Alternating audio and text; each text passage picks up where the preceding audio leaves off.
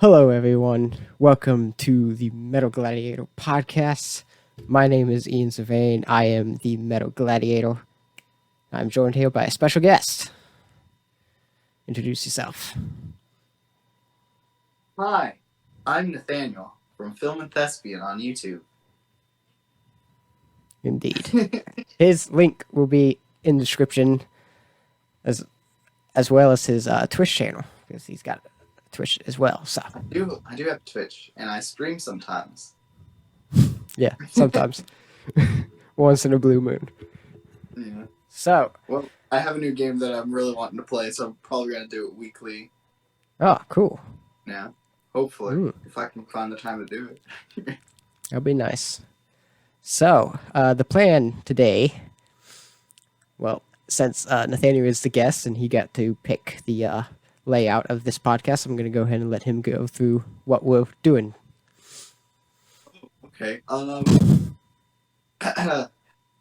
So we're going to talk about Dream Theater's most recent album, Distance Over Time, and then we're going to go through 21 Pilots discography, excluding can't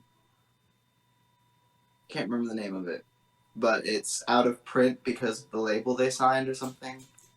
Regional at best, I think. Regional at best, yeah. We're excluding that because it's out of print, but so we're not really counting it. Yeah. And then we're going through our top 10 list of 21 Pilots songs. All right. In for a treat. This is going to be a special podcast. Well, they're all special. So, Distance Over Time by Dream Theater. This album was released 2019, wasn't it? I believe so. Yeah. Yeah, because I didn't know about it at all until I went home for Christmas. And I think it was Christmas. I went home at some point, and I was hanging out with some friends at the mall, and we went into FYE, and I just saw it sitting there on the shelf, and I was like, what? Dream Theater released a new album? And I bought it immediately. All right, yeah. I actually remember it was 2019, because that's when I took a trip, the summer trip down there, and I was showing you guys, you and Ben, the single from it, Untethered Angel. Yeah. So that was 2019. About a year ago now. So this album is, I wouldn't say different. Like, it's still Dream Theater. It's obviously Dream Theater. Yeah. It's got Dream Theater written all over it.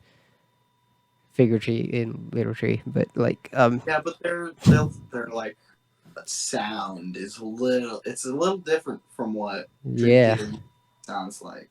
Like, it sounds more like classic metal, I guess, rather than like, well, when I say classic metal, I mean like metal from the 80s. Yeah. Rather than more power metal-y. Yeah. But it still has some of that, like, yeah, like you said, it's very it's still got Dream Theater written all over it. It's still very Dream Theater. Yeah. I gotta say, I was pretty impressed with the production of the album. I thought it was well put together. And apparently they did something with the cymbals for the drums, of how they were like recorded in like a different room or something. I'm not entirely sure with the specifics on that.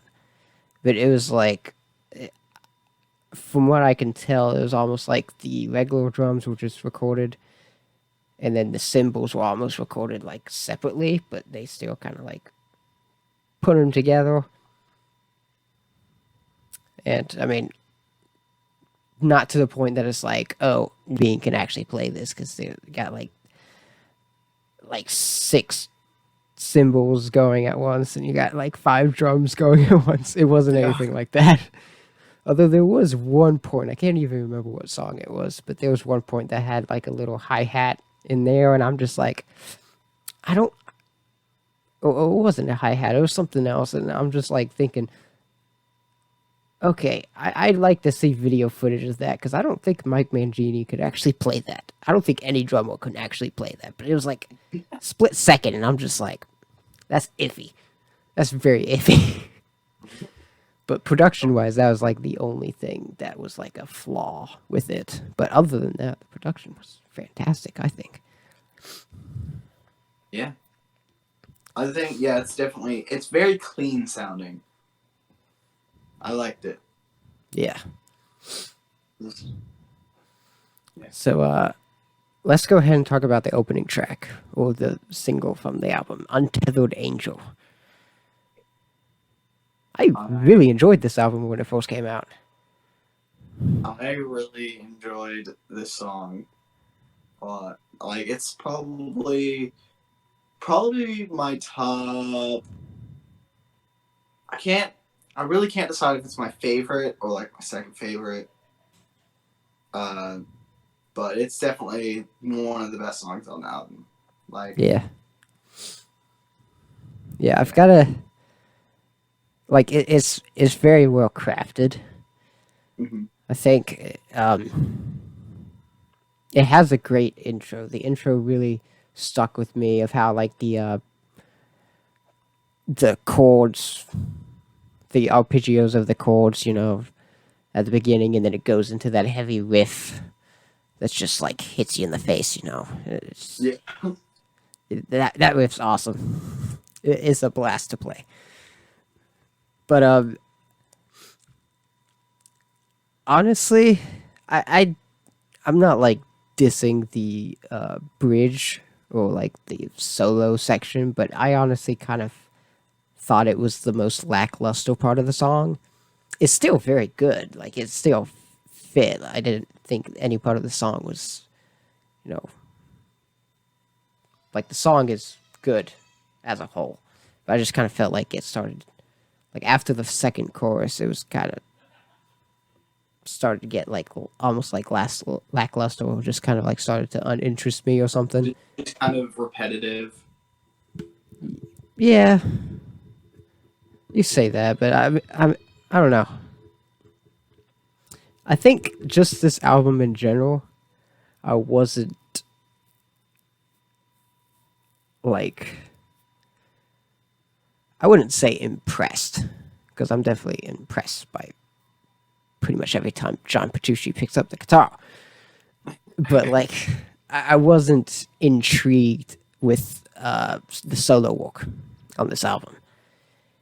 It was kind of like, especially when you compare it to other Dream Theater work or just John Petrucci. Yeah.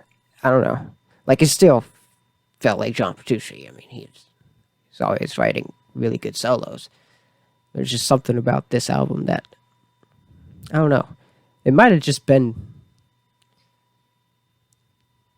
a bit.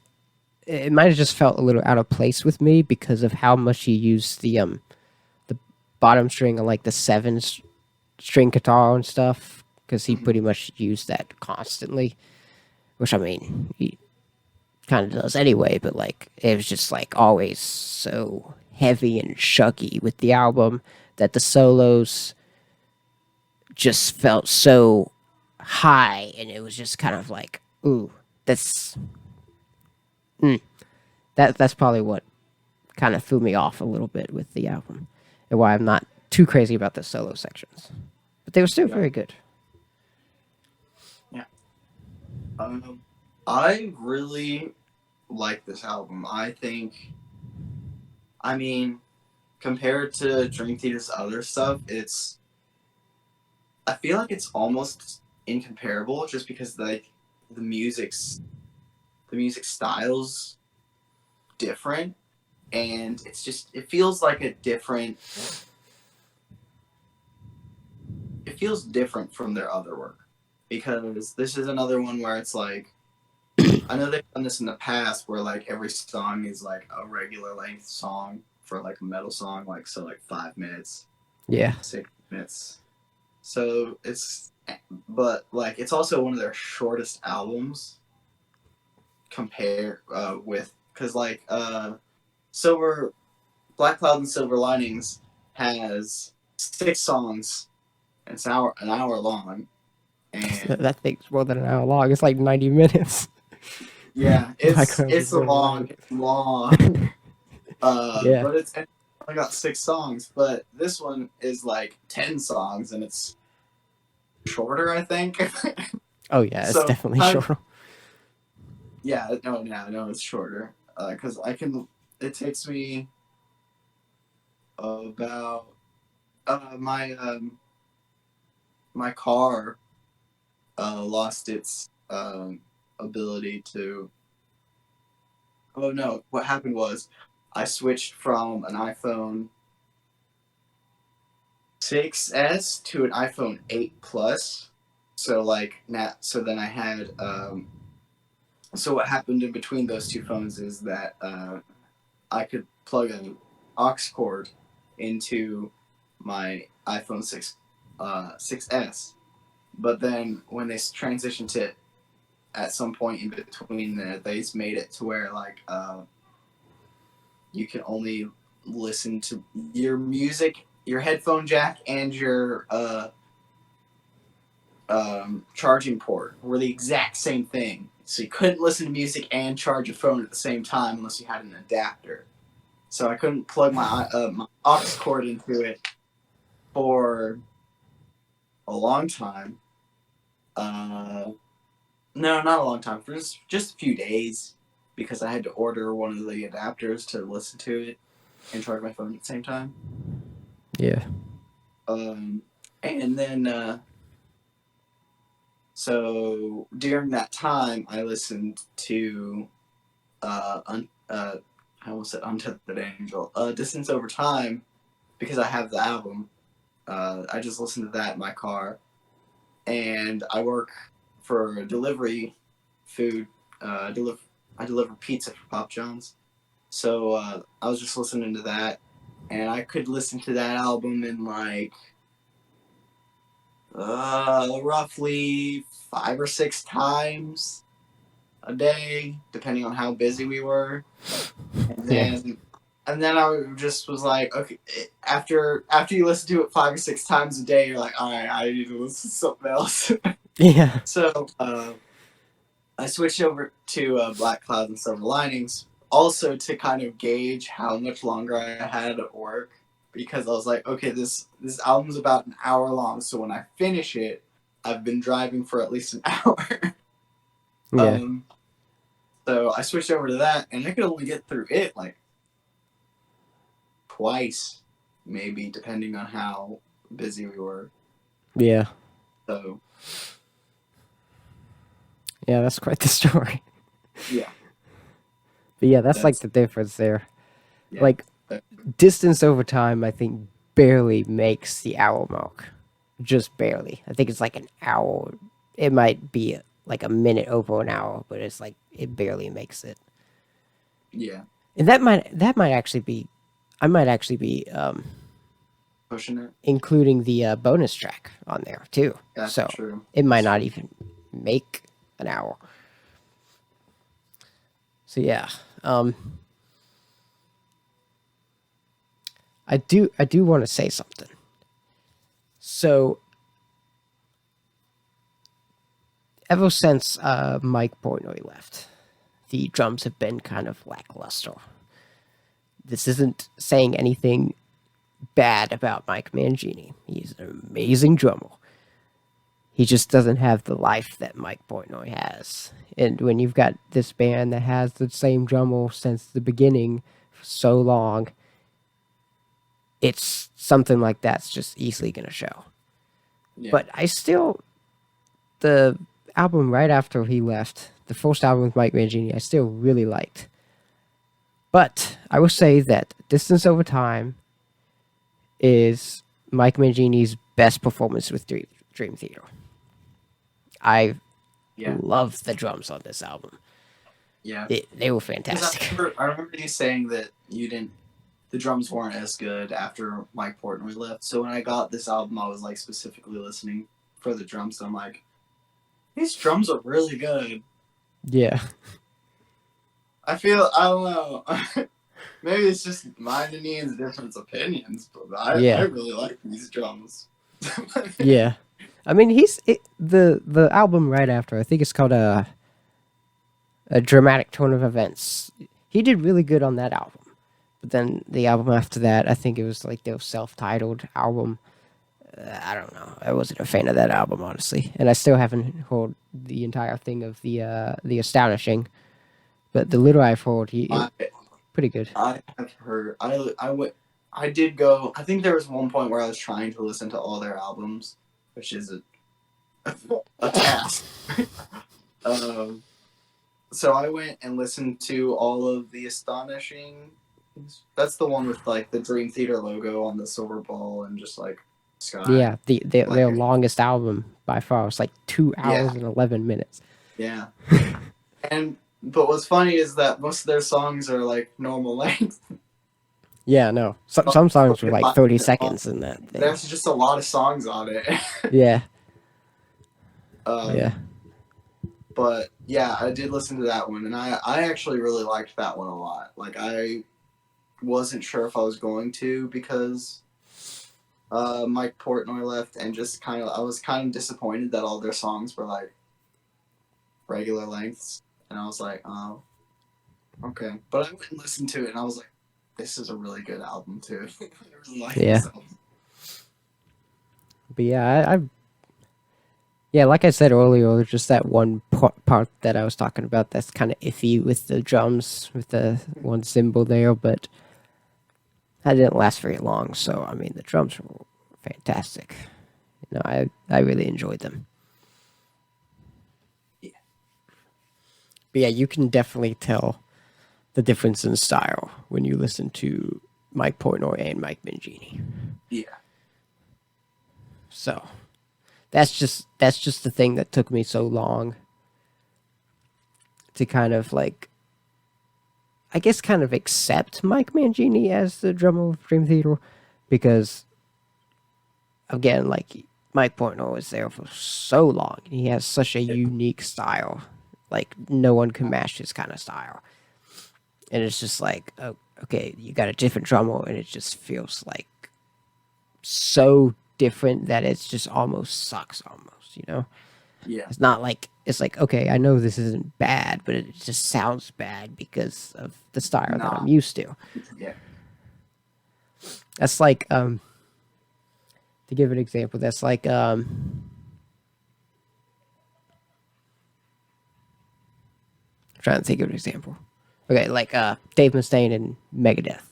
He's been the single since the beginning. Imagine some random opera singer started singing for Megadeth on the new album. It'd sound retarded. Like, that's the kind of feeling that I had with Mike Mangini at the very beginning, because he was just so used to the one, you know? That's the best example I could come up with. Not that I think an opera singer would ever be able to sing Megadeth like Dave Mustaine does. I would never accept that, but, you know, just an example. So they obviously can sing well. It's just like weird for that type of genre and that type of. It's just weird. Yeah, I definitely don't think Dave Mustaine's a good vocalist by any means, but his voice fits Megadeth perfectly. Yeah. So yeah, back to, since we're started talking about vocals, let's talk about vocals on this album. I love his vocals. They're so good. Like, every time I listen to a Dream Theater anything, and like, I don't know, his vocals just hit me at just the right way every single time, and I love it. Yeah.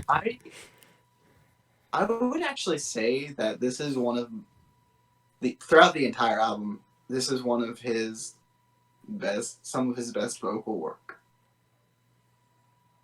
Because, well, yeah. I mean, because he does do a lot of like high singing, which I feel like it's not technically falsetto, and that's just impressive that he can go that high without switching into falsetto. And that's like one thing that I'm just like impressed by is that he can go because he doesn't have like a low voice, but like he sings a lot lower in Black Cloud and Silver Linings for most of it. He doesn't go super high very often. Yeah. But in this one, he's like singing up there like most of the time, and it's just impressive to me that he can do that. Yeah. Vocals. James Labrie has always been the big argument with the Dream Theater fan base. A lot of people don't like him.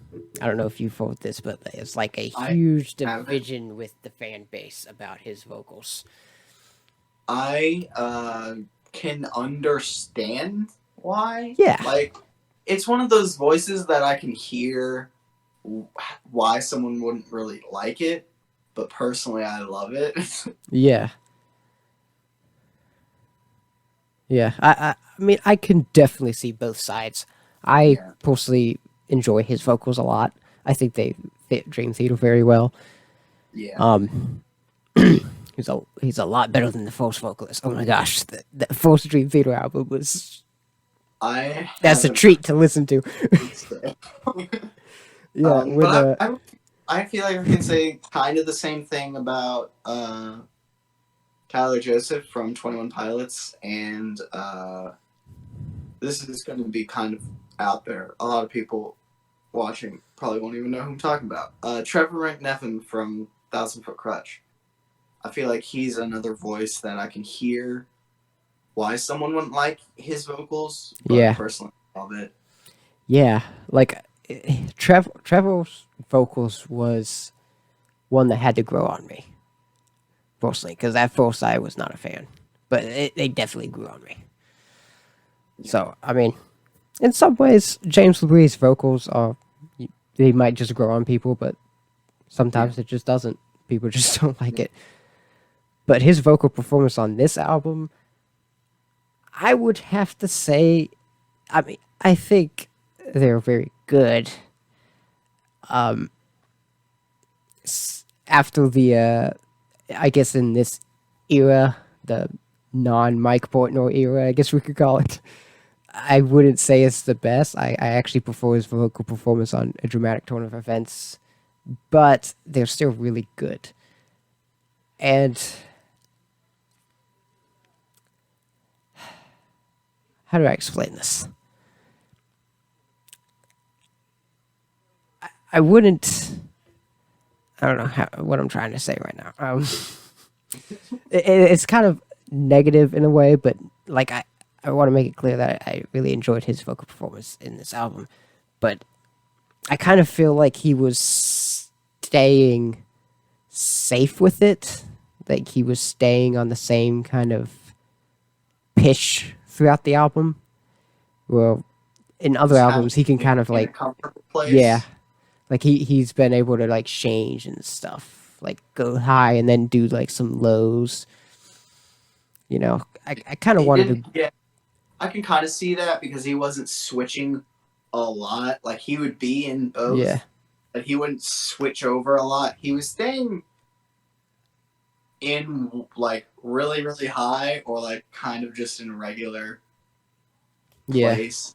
He's like just kind of normal, like speaking tone level. I don't know what he sounds like when he speaks, but basically just like the most comfortable place you can be when you're singing. Like, there's probably a term for that. I don't know. Yeah. I do kind of feel like the only negative thing I can say about his vocal performance, even though I really enjoyed it, was he kind of played it safe. I think that's the best kind of term I could use, is he just kind of played it safe. Which, I mean, I can't say anything bad about, because, I mean, the dude is getting pretty old. I mean, all these guys are getting in, like, their 50s, so, I mean, that's true. Stuff like the voice is definitely going to start changing. Yeah. You know, you could just look at Bruce Dickinson's voice from Iron Maiden, like, there's no way he can sing like he used to. Yeah. But I mean, he can still sing. Right. But yeah, I'd say James LeBrie sounds like a model when he's talking in like interviews and stuff. He sounds like a model. That's the best way I can put it. Yeah, that's literally the best I got. Gotcha. So, guitar. We kind of touched on guitar a little bit, but of course, I was talking about his solos there. Honestly, the guitar work, especially the riffs, kind of give me the impression that John Petrucci just got his first 7-string guitar and he wants to use it. Pretty much all the riffs just kind of gave me that impression. Not that it's a bad thing, it's just kind of like, yeah, you're using a 7-string guitar. I get it. No offense to John Petrucci, 7 strings are awesome. I recently got one, so they're awesome. But yeah, I personally would have liked a bit more diversity on the guitar. But the performance wise, I mean, it's John Petrucci, so I mean, it's just Good. yeah, it's John Petrucci. That's what I say. Good. It's just John Petrucci.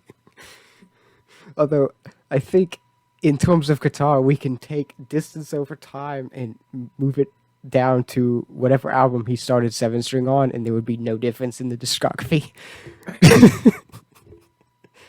Okay, joking aside though, great guitar work. The only thing that really bothered me was just kind of like the solo stuff. But yeah. Your thoughts on the guitar? I don't know a whole lot about like technical stuff. People who know me know that I focus a lot on vocals and lyrics. That's like the strongest where I can talk about, and most of the stuff that I focus on when I'm listening to music. But I really enjoyed everything that I don't know. I just really enjoyed pretty much every aspect of it. I mean, I wouldn't say that it's up in like my top 3 or 4, maybe not even 5 Dream Theater albums. But I don't know. I really enjoyed everything about the album. Yeah. There's one song, I can't remember the name, can't remember which song it is, but it's stuck in my head right now. The solo in that is really good because it's not like a I said solo, but it's not a solo. It's like a musical bridge, I guess is probably what it is. Okay. But it's got a bunch of strings. It's got a guitar. I'm pretty sure there's violin in it, and it's also got some vocals along with it, and it's it's good. Violin. I can't. Hold on. Let me. Oh, jeez, I can't even. I was just gonna say like, let me try to. I'm gonna pick one song and see if it's the right song, but I can't even. Now I'm thinking I can't even think of violin. Was it It's on the list so I can get it. Pale Blue Dot, maybe? Maybe. What was the other one? Because like the last two, not including the bonus track, the last two were like the longest songs on the album, and they were the ones that definitely impressed me the most. It was Pale Blue Dot, and now I'm drawing a blank on the name of the other one.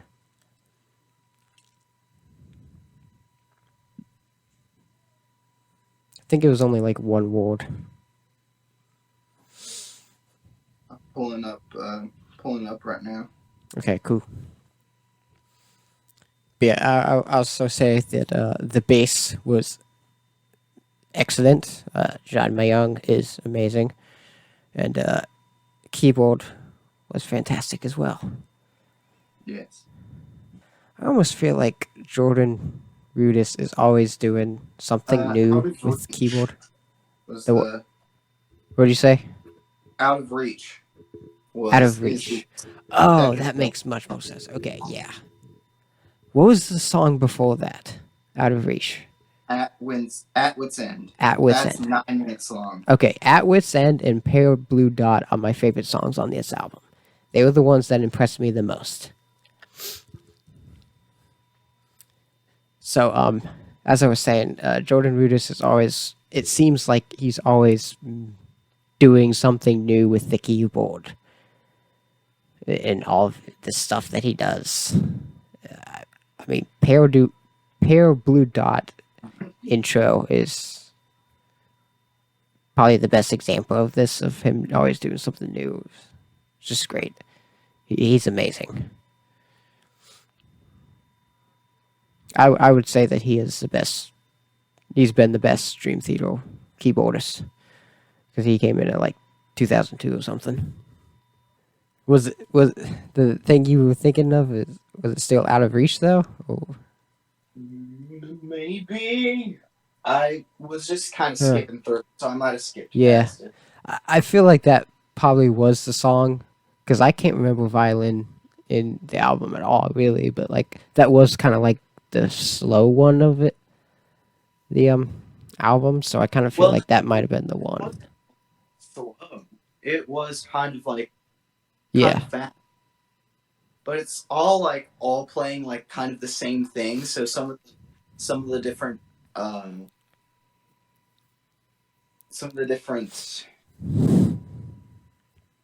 like instruments and stuff you kind of can't hear super well just because everything's just so working in tandem and just perfect. Yeah. Had like the orchestra kind of vibe to it. The orchestra effect. Yeah. So talked about a lot of positives and a little bit of negatives. Well, I did, So I'm going to talk about something that's extremely negative. Okay. A specific song that I think is possibly the worst Dream Theater song ever. And I honestly find this song to be laughable, and I literally rolled my eyes at the intro riff to it. I want to see if you can... What's your first guess at this song? My first guess is Viper King. Wrong. Room 137. I did not like this song. I can't think of what that song is.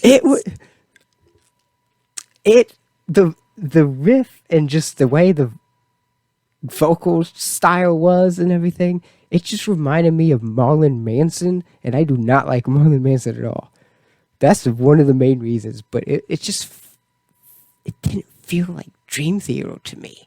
I don't know what it was. Room 137. I don't know what's inside that room, but Dream Theater never needs to open that door again. I literally cannot think of that song at all, so it's probably just a forgettable song for me, because I don't think any of the songs on there are like laughably bad or bad. But I think there's always been like one, maybe two songs that I'm just like, So that's probably one of them. You've heard "The Beautiful People" by Marilyn Manson, right? Maybe not. Maybe if I heard it, okay. That's what the riff in Room 137 reminded me of. So, but yeah, that. As soon as I heard that riff, I've never rolled my eyes to a Dream Theater song in my life until that moment. Wow. I rolled my eyes and I was thinking, what is this? Dream Theater, how can you disappoint me so much? Honestly, I hate this song. I honestly do. I've never thought that I'd actually say that I hate a Dream Theater song. Wow. I've had one of those. I'm sorry. It's an awesome Crush song that I listened to, and I was like, I hate this song. I hate it. I actually hate it. And I'm like, this is my favorite band ever. Yeah. I never thought I would ever say that I hate a Thousand Foot Krutch song, but there is one song that I don't like. Yeah. Yeah, unfortunately, my favorite band has an entire album that I do not like whatsoever. That's Super Collider by Megadeth.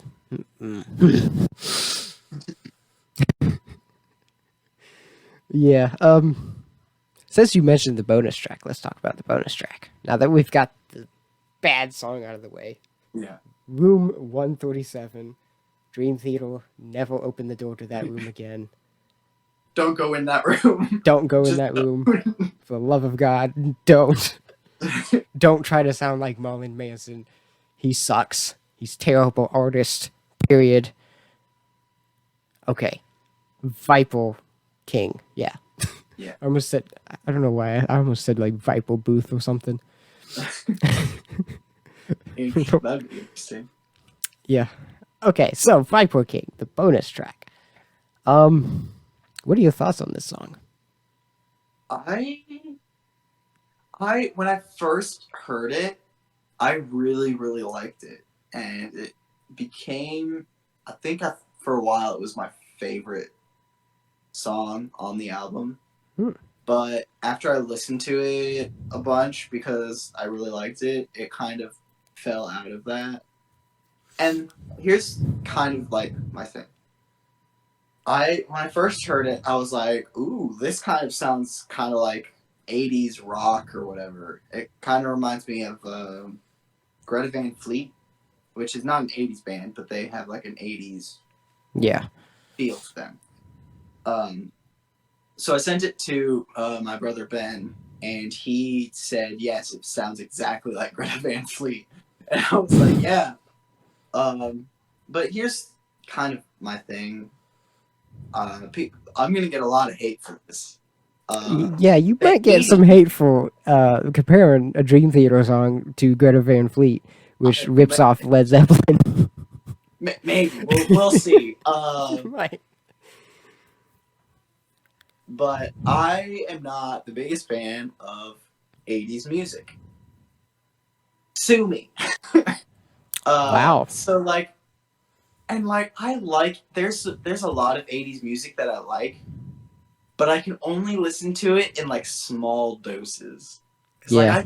I get this weird just kind of feeling after I listen to 80s music for like over like 2 or 3 hours. If I'm listening to constant 80s music for like over 2 or 3 hours, it just starts wearing me down. I'm like, okay, I need to listen to something else. Yeah. I don't know what it is. There's just kind of this, all 80s music kind of has the same sound. Like, I'm not saying that it all sounds the same. There's just kind of like, yeah. I don't know if it's the production or if they were like really into synth. So maybe it's the synth part of it, but there's just like this specific sound that I'm just like, oh, I need to listen to something else because everything has this. And that's what Viper King has. It has kind of the same thing. So like, I really, really liked it when I first heard it, and then I listened to it a lot. I'm like, okay, I kind of not. Yeah. I still really like it, and I still really enjoy it, but it's not like the first thing I go to anymore. Yeah. I can kind of understand where you're coming from with the 80s music. Although my first thought when your 80s music is more like the 80s thrash, which is kind of different, obviously. But like, I've definitely I understand where you're coming from with that. So,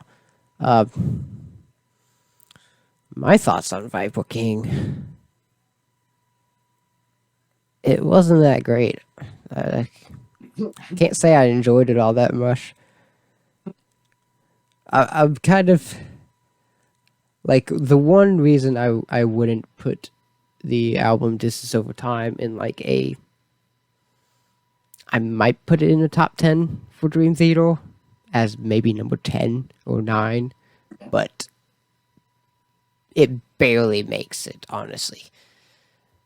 And the reason for that is, Dream Theater's been around since, like, 83 or 85 or something. Their first album, I think, came out in 85. Didn't they have a different band title at first? Yeah, they were originally called Majesty.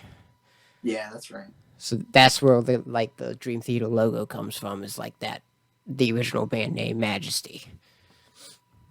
Gotcha. I always wondered why it had an M in it. I'm like, M's at the end of Dream. What? Yeah. So,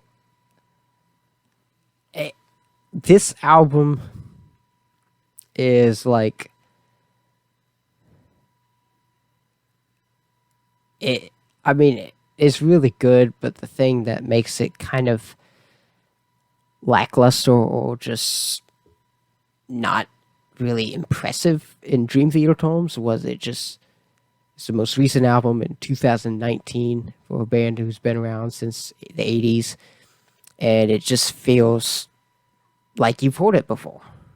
I'm not going to say like it's just the same. Dream Theater's doing the same. There are interesting aspects, like it's just familiar. It's just like, yeah, it's Dream Theater. I've heard this before.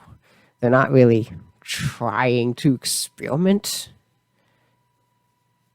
But then you get to the bonus track, and it's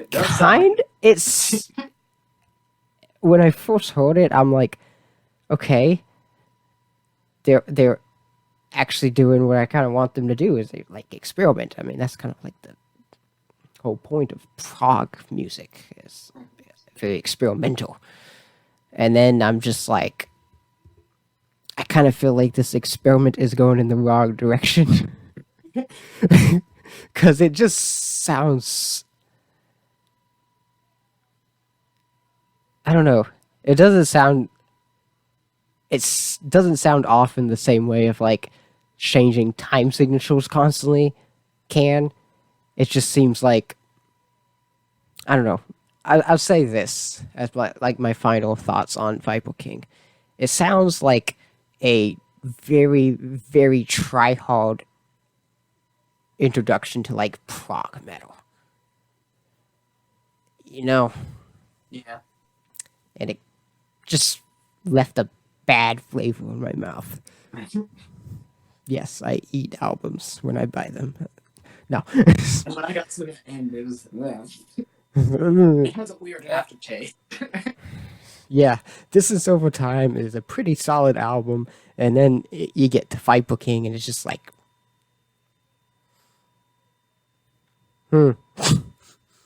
It's one of those things that's like, it's one of those songs that you stay silent over, not because it's like, oh, I gotta be quiet and like really listen to this because I enjoy it. It's like you stay silent over it because you're just like thinking, one, what is this? And two, why? And three, what is this? What is this? It's just like, it's one of those thinking moments that you're just like doing this, and you're just like,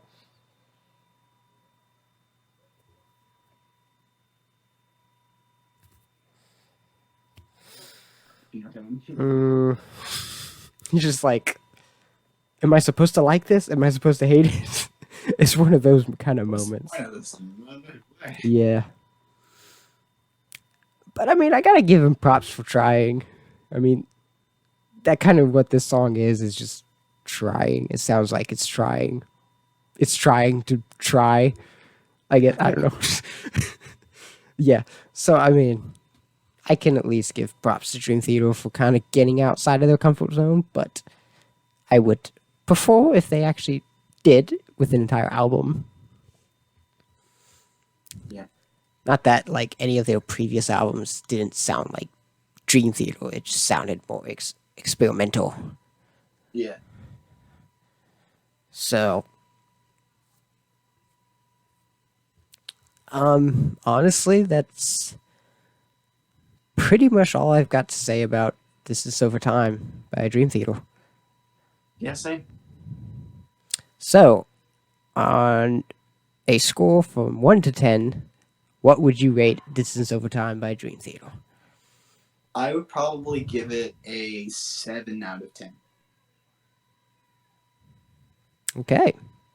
Yeah, I really enjoyed it. I don't think there's any songs on there that are like really bad. I think there are a couple forgettable songs on it. Kind of.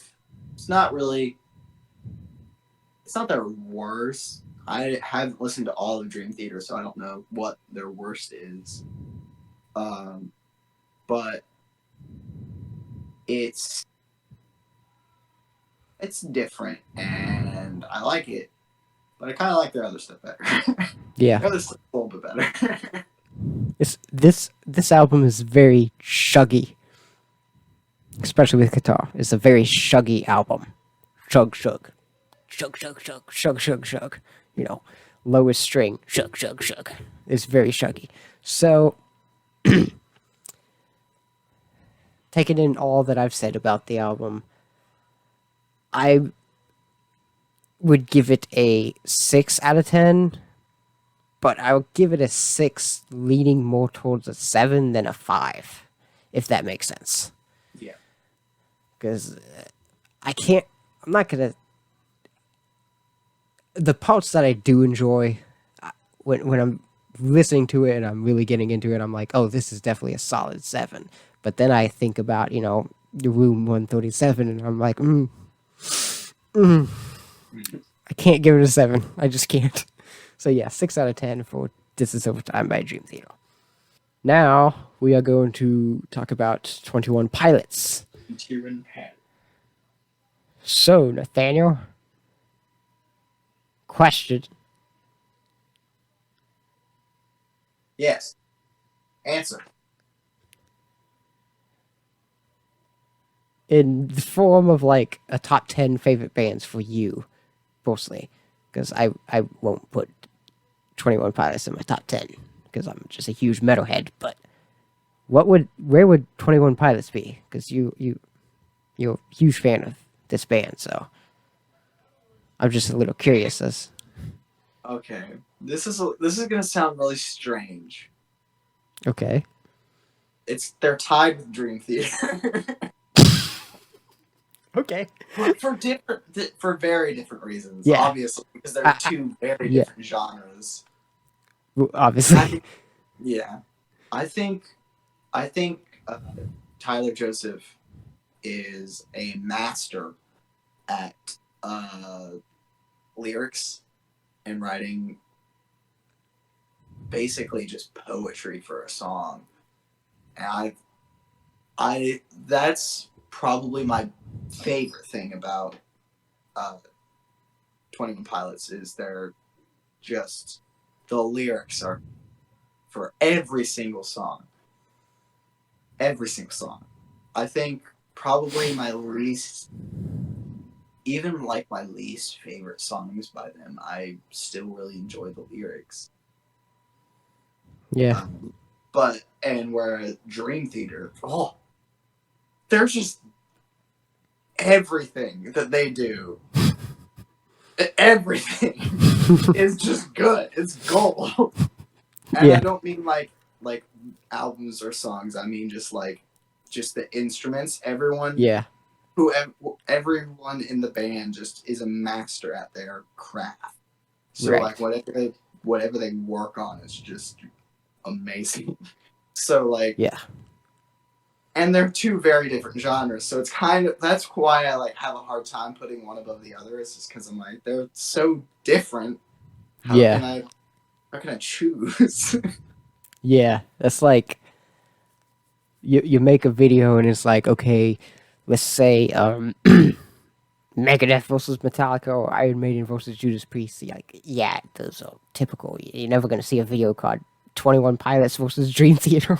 What does 21 Pilots do better than Dream Theater? It's like They're two very different genres. Yeah, it's like it just comes down to personal preference. Yeah. Like you can't be like. I mean, I think that you know, the Backyardigans is a much better show than Breaking Bad, obviously, because they're two completely different things. One's a kids show and one's for mature audiences. One's a cartoon. Yeah, it's like because one's a cartoon, and I like cartoons better than live action. So yeah. Like, oh, let's do a video about Mickey Mouse and Jon Snow. Let's compare Mickey Mouse with Jon Snow. Yeah, no, it's like what? Doesn't make any sense. So yeah. So I gotta. What did I say? I feel like I said it's tied with Dream Theater, but I don't think I said at what spot. Did I? Because I don't remember. I don't think you did actually. What spot? Yeah, tied for second. They're like right behind 1,000 Foot Crutch. Okay. Yeah, I kind of figured they would be like second or third. Yeah. With you, you know. So I've got to say something about 21 Pilots. I was honestly quite excited when you picked them. For one huge reason. Back when Blurry Face came out, it was a huge hit. Everybody liked it. Everybody played it. And it got... We were filming Death Arena, the first one, I think. We were like at the end of filming it, I think. And when William was driving us around, we were listening to Blurry Face, and Ben was like in the back seat. Yeah. That's probably one of my like biggest memories of Blurry Face was just that Ben, like, it took me a while to get into 21 Pilots, which is weird because now they're like one of my favorite bands. But but Ben was like immediately was like, I love this band. They're so good. And just started like listening to them all the time and was like rocking out to it while we were filming Death Arena. Yep. So because of that, I honestly have to say it started becoming extremely repetitive and annoying to me, the album Blurry Face. So I kind of just got to the point that I was like, I hate this band. I don't want to listen to them. I don't care about them, blah, blah, blah. Yeah. So then it just kind of started dying out. I haven't listened to them and stuff. And then you, of course, I invited you on to the podcast, and then you picked 21 Pilots. So I'm like, okay. Surprisingly, I actually became excited about it. I was like, okay, I can actually give this band a second chance. And honestly, I'm so glad I did. Good. It's yes. I was honestly kind of scared to see what you were going to say because I know this type of music isn't. Yeah. It's got some like rock and stuff in there, but it's still rappy and still kind of hip hoppy.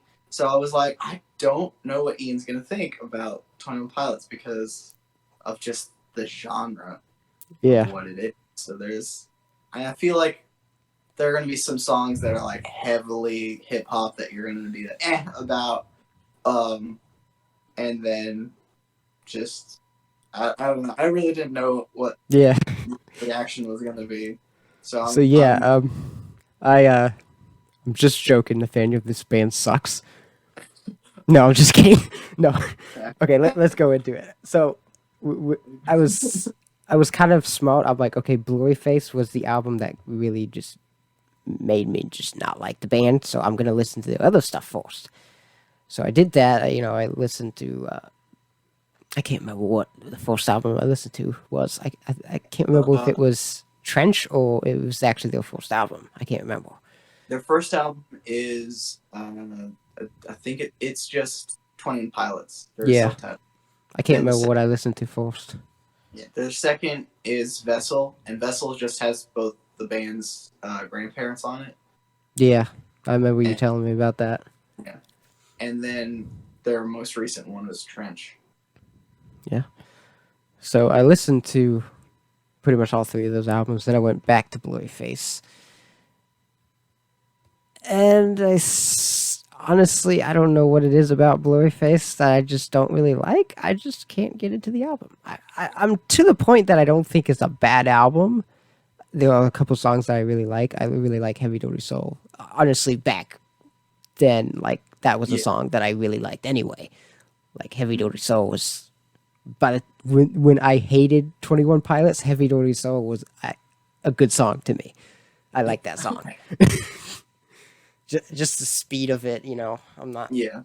Again, I'm not crazy about hip-hop or, like, rap in general. But I just really like that song. And I think... Doubt was... Yeah. I think... That's a really good song. Yeah, but like now, probably my favorite songs are like Heavy Duty Soul, Lane Boy, and Doubt. Really, those are the only 3 songs on the Blurryface record that I actually truly enjoy. The other ones just, I don't know what it is about this album. You know, I am kind of with you on that. I don't think it's a bad album. I still really enjoy listening to it, but I don't know. It's weird. And I think part of it is just because it blew up. And you just after something blows up, it's sometimes like, this is kind of out of the blue, but like Frozen. Like, it's not a bad film, but because people blew it up, like, immediately came out, it's kind of hard to enjoy now because everyone just blew it up. Yeah. I feel like Blurryface is kind of the same way for me. It's like overhyped.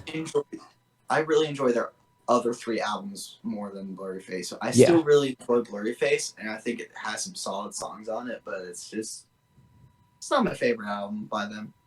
Yeah. I honestly have to say that Stress Out is still a song that I just cannot listen to just because I just don't like it and stuff. Yeah, I don't know.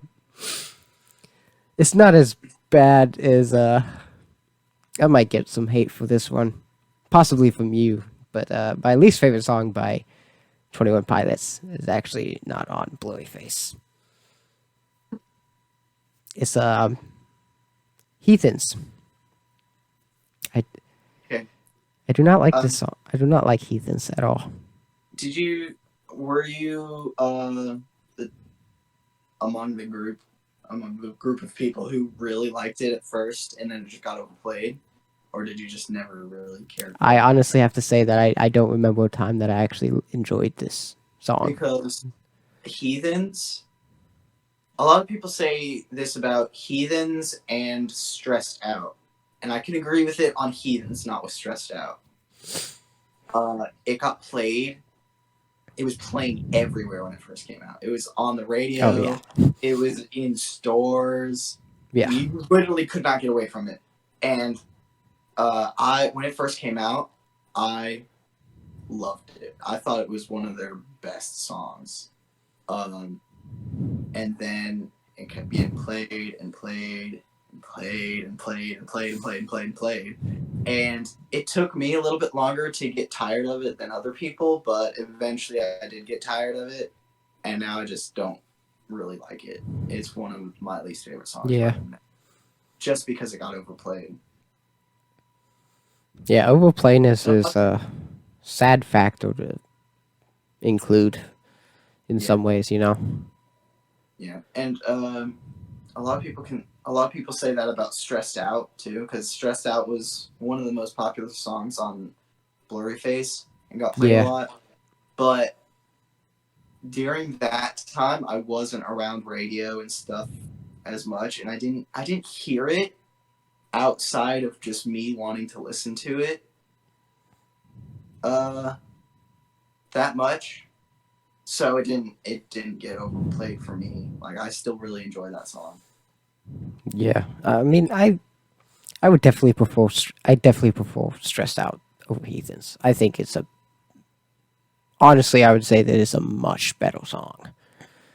just in general, when you take in everything, like lyrics, beat, everything, Yeah. But I would say Stressed Out would be a song that at a point, I did enjoy, and then it just kind of got overplayed. But Heathens, on the other hand, I just never liked. Yeah. So, but I could definitely understand the overplayed, because, yeah, I worked in a mall when it came out, so Yeah. I literally could not go anywhere in that mall without hearing that song at least one day. Yeah, you probably heard it. You probably heard it at least 5 or 6 times a day. Yeah. I feel sorry for all the retail workers that have to listen to songs all the time, especially during Christmas time. Oh my gosh. Just poor souls. I love Christmas music, but I'm still one of those people who's like, I can only listen to Christmas music for a limited amount of time before I get tired of it. Yeah. It's the same with like 80s music. Not that they're like similar. It's just like the same thing where like you listen to it for a little bit and you're like, okay, I need to switch to something else because my brain is mush now. So yeah,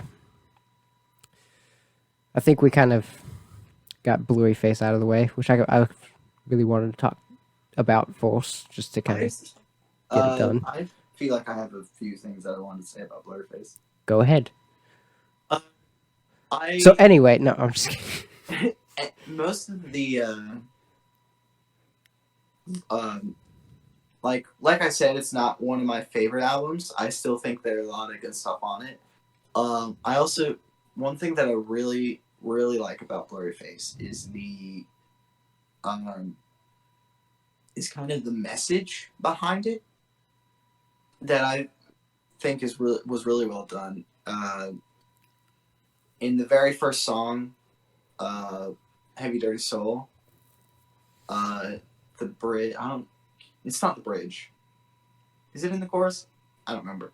But there's a song lyric in there that says, "My name's Blurryface, and I care what you think." So kind of like Stressed Out. Oh yeah, that is Stressed Out. What am I talking about? I thought you were gonna start talking about the death as a dog rabbit thing. Yeah. No, that's in Stressed Out. Yeah, that isn't Stressed Out. So second song off the album.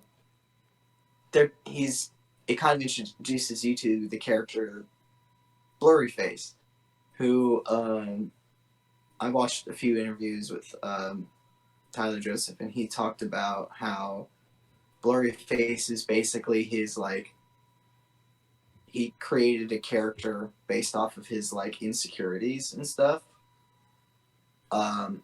And in the music videos and at the concerts when Blurryface had just come out, he had painted his neck and his hands black to like represent like he feels like stuff that he says and does or just holding him back or whatever or something like that. And like Blurryface comes up like at least once or twice in each song, and if not like talked about, he's represented by the like deep voice. That's Blurryface. And then at the end, in the last song, Goner, he kind of like beats Blurryface or kind of like puts him away or like accepts him or whatever. So I think like the whole like story behind those songs and Blurryface is really interesting and really well done. And that's one thing about Blurryface, the album as a whole, that I just really love.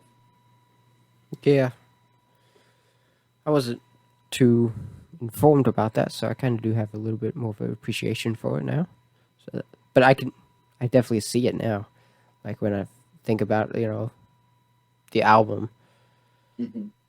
So yeah, that's the topics that he talks about. So album still sucks though. No, I'm just kidding. No, it doesn't suck. It doesn't suck. Okay, so yeah, that was good information. But yeah, let's go ahead and talk about the first album. We'll just go up. It's weird now that we're doing that, doing like albums in order. That we just talked about the third album. So, Yes. okay, so 21 Pilots. Oh, actually, hold on. Let's rate Blurryface real quick. Okay. I would give Blurryface probably be about 4 out of 10, leaning towards 5. Because when I do the rating system, I kind of try to avoid personal preference as much as I can and just kind of like think about Quality. all the factors of it, like quality, everything. So I would say 4. 4 out of 10. I will give it a 7 out of 10. I think it's still a pretty solid album. All right. So 21 Pilots, self-titled debut. I was actually very impressed with this album. Really? Yeah. I want to hear your thoughts on it. Okay, so let's stop talking about this. This album is called 21 Pilots, and I listened to it. I definitely listened to it. It's really good, and it has songs in it.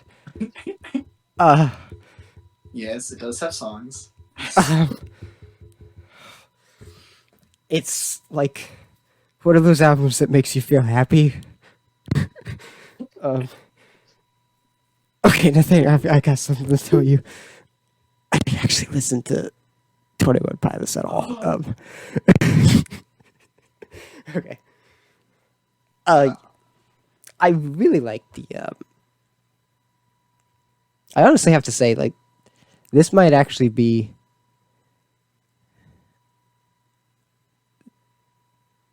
I'm pretty sure I listened to this one first. So I listened to this one, and then I think I listened to Trench, and then Vessels, and then, of course, Blurryface. When I heard it, of course, I was kind of going off the impression of 21 Pilots off of Blurryface. Mm-hmm. So I was very pleasantly pleased with how this album went. Yeah, it's got a very different sound. Yeah. They have like I listened to their albums in order from when they were released, and it was really interesting to hear. And I hadn't ever done this. Went from 21 Pilots to Trench to Blurryface to not Trench. Vessel to Blurryface to Trench. I've listened to all of them, but I haven't listened to them consecutively in one sitting. So it was very interesting to hear their musical style slowly change over time. And it kind of felt like it felt natural. It was weird. Yeah.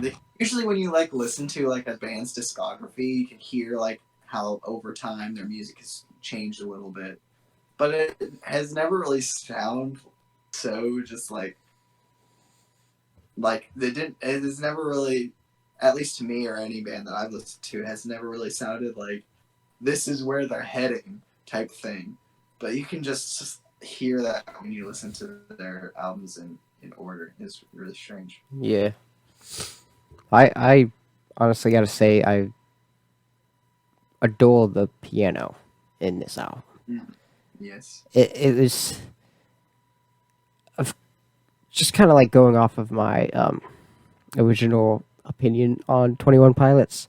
I just kind of thought it was just nonsense hip hop, blah blah blah. But after I heard this album, I was like, I could tell these guys are musicians. I was very pleased to be able to say that these guys are musicians. They're not just regular hip hop. Get a laptop, put the beat on there, and then just rhyme with the beat kind of people. they were musicians. They wrote these songs and they performed them just as well. Like, I was just so pleasantly surprised, especially with that first song on the album. That that just really that really hit me. Yeah.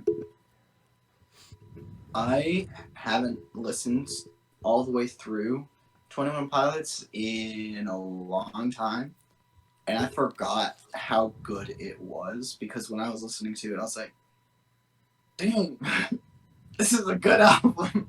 I forgot. Yeah. Whew. And there are some songs on there that I was like, oh, dang, I need to listen to this album some more because it's been like, it's probably the album that I know the least because I feel like I've only listened to it all the way through twice, and that's including when I was listening to all their songs again for this podcast yesterday. Yeah.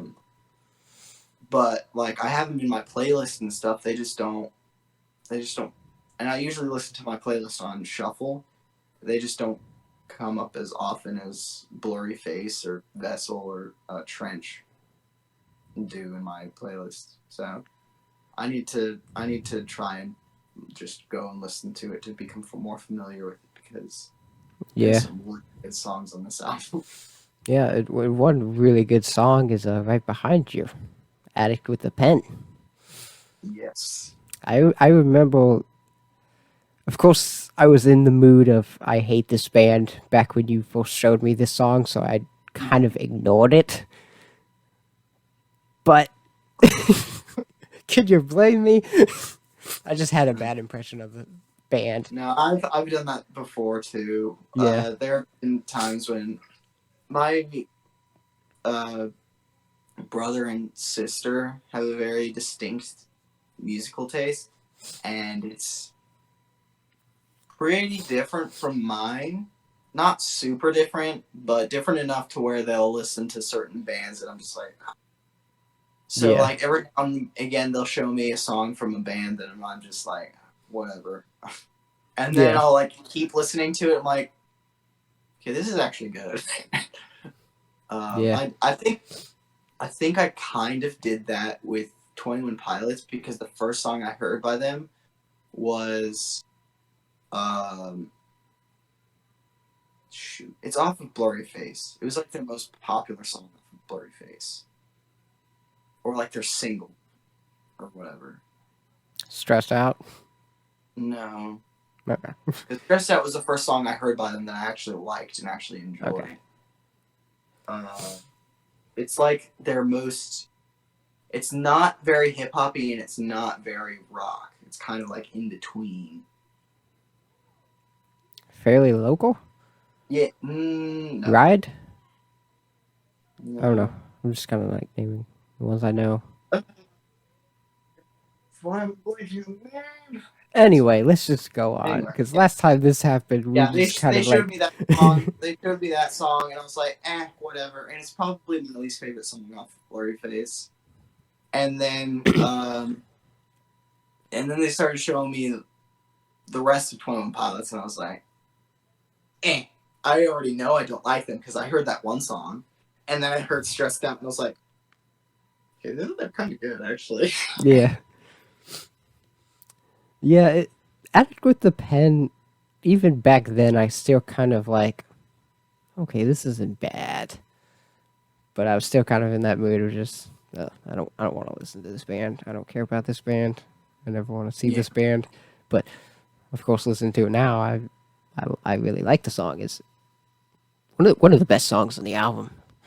Oh, I agree. I of course, I love the piano on it, but I very much appreciate his vocal performance on this album as well. Yeah. He is a very good vocalist, just in general. Yes, he is. I really enjoy his vocals. I think he's one of... he's really good because he can do...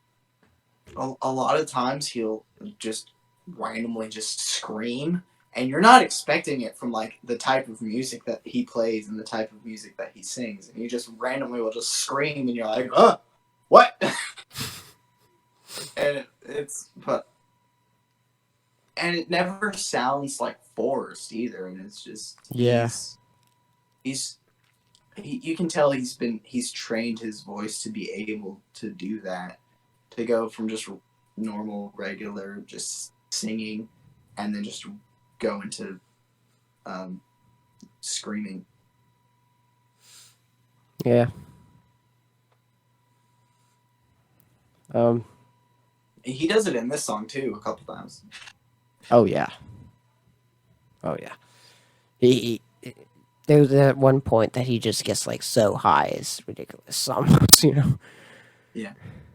And one reason why I like this song so much is because it's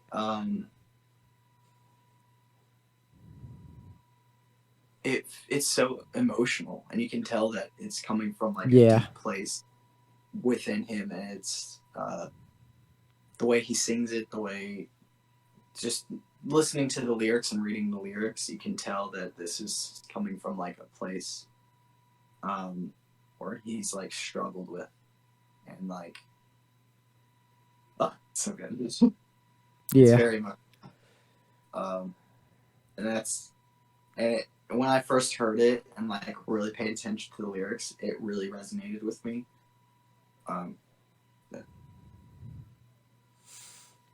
Yep. Another song that I really enjoy, just because of the just kind of like the uniqueness of it, was the Pantaloon. That's a that's a really good song. I'm like, this is what? Like really, it's like, I don't know, I can't explain it. It's just really good. Yeah, there was the first time I ever heard the Pantaloon. Because it was so different, I was like, what is this? Yeah. Nope. And I just like put it away and just never listened to it again until yesterday. And then when I heard it again yesterday, I was like, I actually like this song now. I don't know why I didn't like it before. I think I'd say the goofiness of it, because it just kind of sounds goofy, you know, like musically, it just sounds goofy. That's the charm of it, you know, really. Yeah. I mean, I just didn't get it the first time. Yeah. I was like, why? It just really. I listened to it the second time after kind of like knowing more about Twenty-One Pilots and kind of like who they are and everything. I was just like, I understand the song now. I get it. Yeah. It just really has that, what was I gonna say? Crap. Yeah. It just thing. has that. It just has that right there. Yeah. Oh, crap. That right there. No. Sorry for any headphone users who just had, you know, their ears explode. You know. It has. Okay, I'll stop. Beforehand, I was doing it by accident. I did it on purpose there. Yeah. Okay, I remember what I was going to say. The name of the song fits well with the music of it. The Pantaloon. Yeah. Yeah. Honestly, the second half of this album just kind of starts going downhill a little bit, which honestly I can kind of say that with all 21 Pilots albums, in my opinion, but they're still enjoyable. Agree, honestly, I think I've always thought it was weird because I feel like after a certain point on each 21 Pilots songs, it just kind of starts going downhill. Not saying that they're bad songs. It's just, it's just weird that like maybe it's just the placement of the songs, because it always feels like they start out really strong and then just kind of yeah. like, because I thought that about like Blurry Face when it had like first come out. Then I went and listened to Vessel, and even though Vessel's my favorite album, even though it's my favorite album, uh it does. I feel like it does the same thing. Yeah. I feel like Trench might be the only one that I couldn't really say that about, but even then, I feel like it does just a little bit, but not as much as the other ones. Yeah. Which is, I don't know. Maybe they just figured it out. Yeah. So, self-titled debut. There wasn't really much. I mean, I like the uniqueness of it. I love the piano, just everything about it. Really, it kind of got me in the mood of 21 Pilots too. It was very good that I started with it. Coming from a place that I just hate the band. I listened to their first album and I very much enjoyed it. So it really got me into the 21 Pilots mood. So for that, I gotta give it props. And I'm gonna give this album a solid 7 out of 10. Cool. Very strong, solid 7. I'm probably gonna have to give it an 8 out of 10. Just mainly, I probably would have given it lower before yesterday, but then yesterday I re-listened to it and I was like, oh wow, I forgot how much I really enjoyed this album. So I'm gonna have to bump it up a little bit. Yeah. All right. So from there, we're going into, as you just said, your favorite album, which I knew. When I was listening to all this stuff, listening to it, I'm just like thinking in the back of my head, I think I know what Nathaniel's favorite album is. And I guessed it right. It's Vessel. Yep. Vessel. So.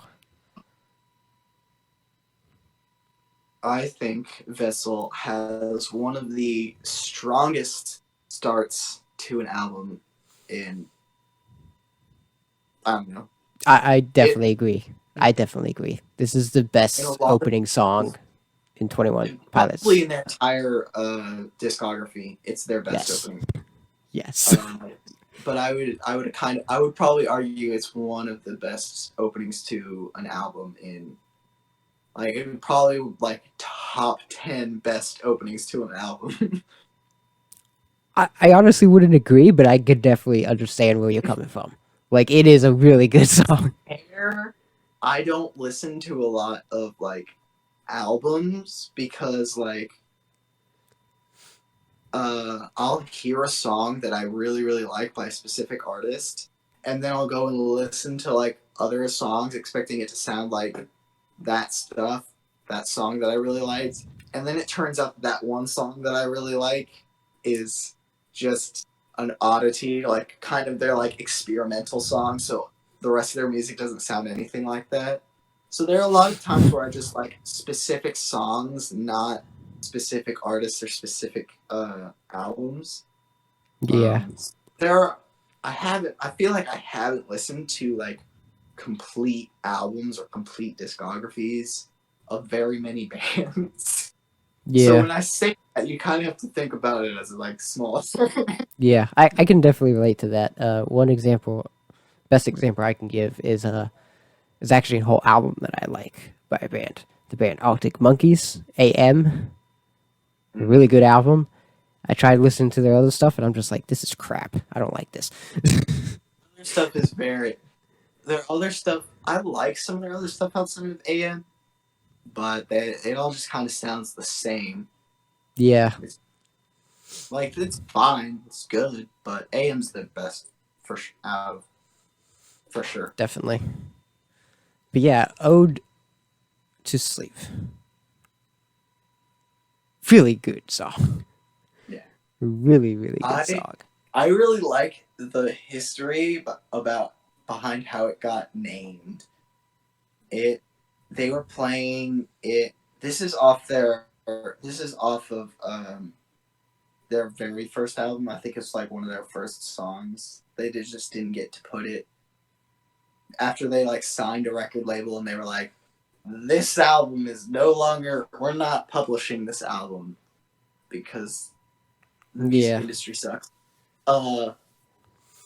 They put some of their songs off that album onto 21 Pilots and this is one of those songs. So like back when they were like just starting and they were playing in like bars and just stuff just to like play around, just play their music around. They hadn't had a name for it yet, and so they like asked people who were like listening to them to like name it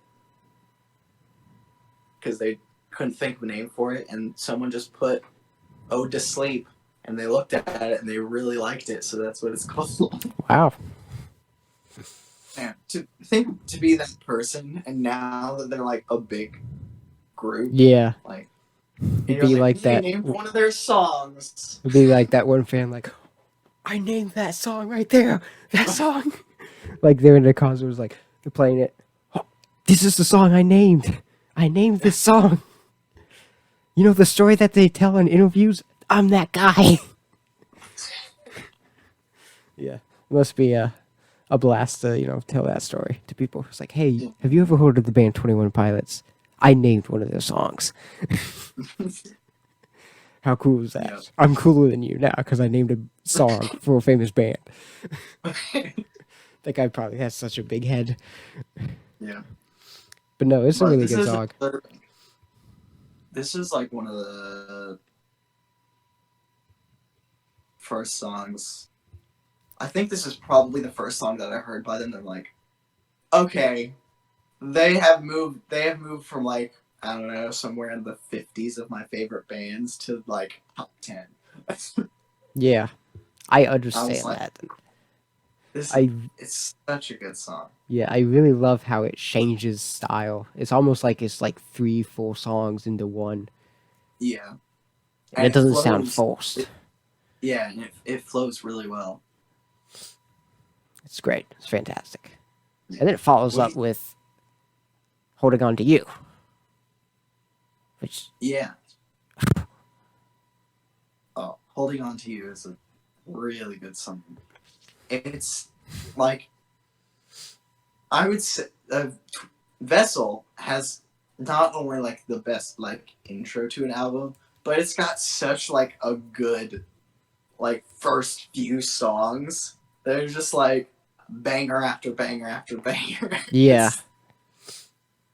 It's rare that you come across an album where you're just like, ooh, this is a really good song. Oh, dang, this is a really good song, too. Oh, my gosh. Yeah. It just keeps going.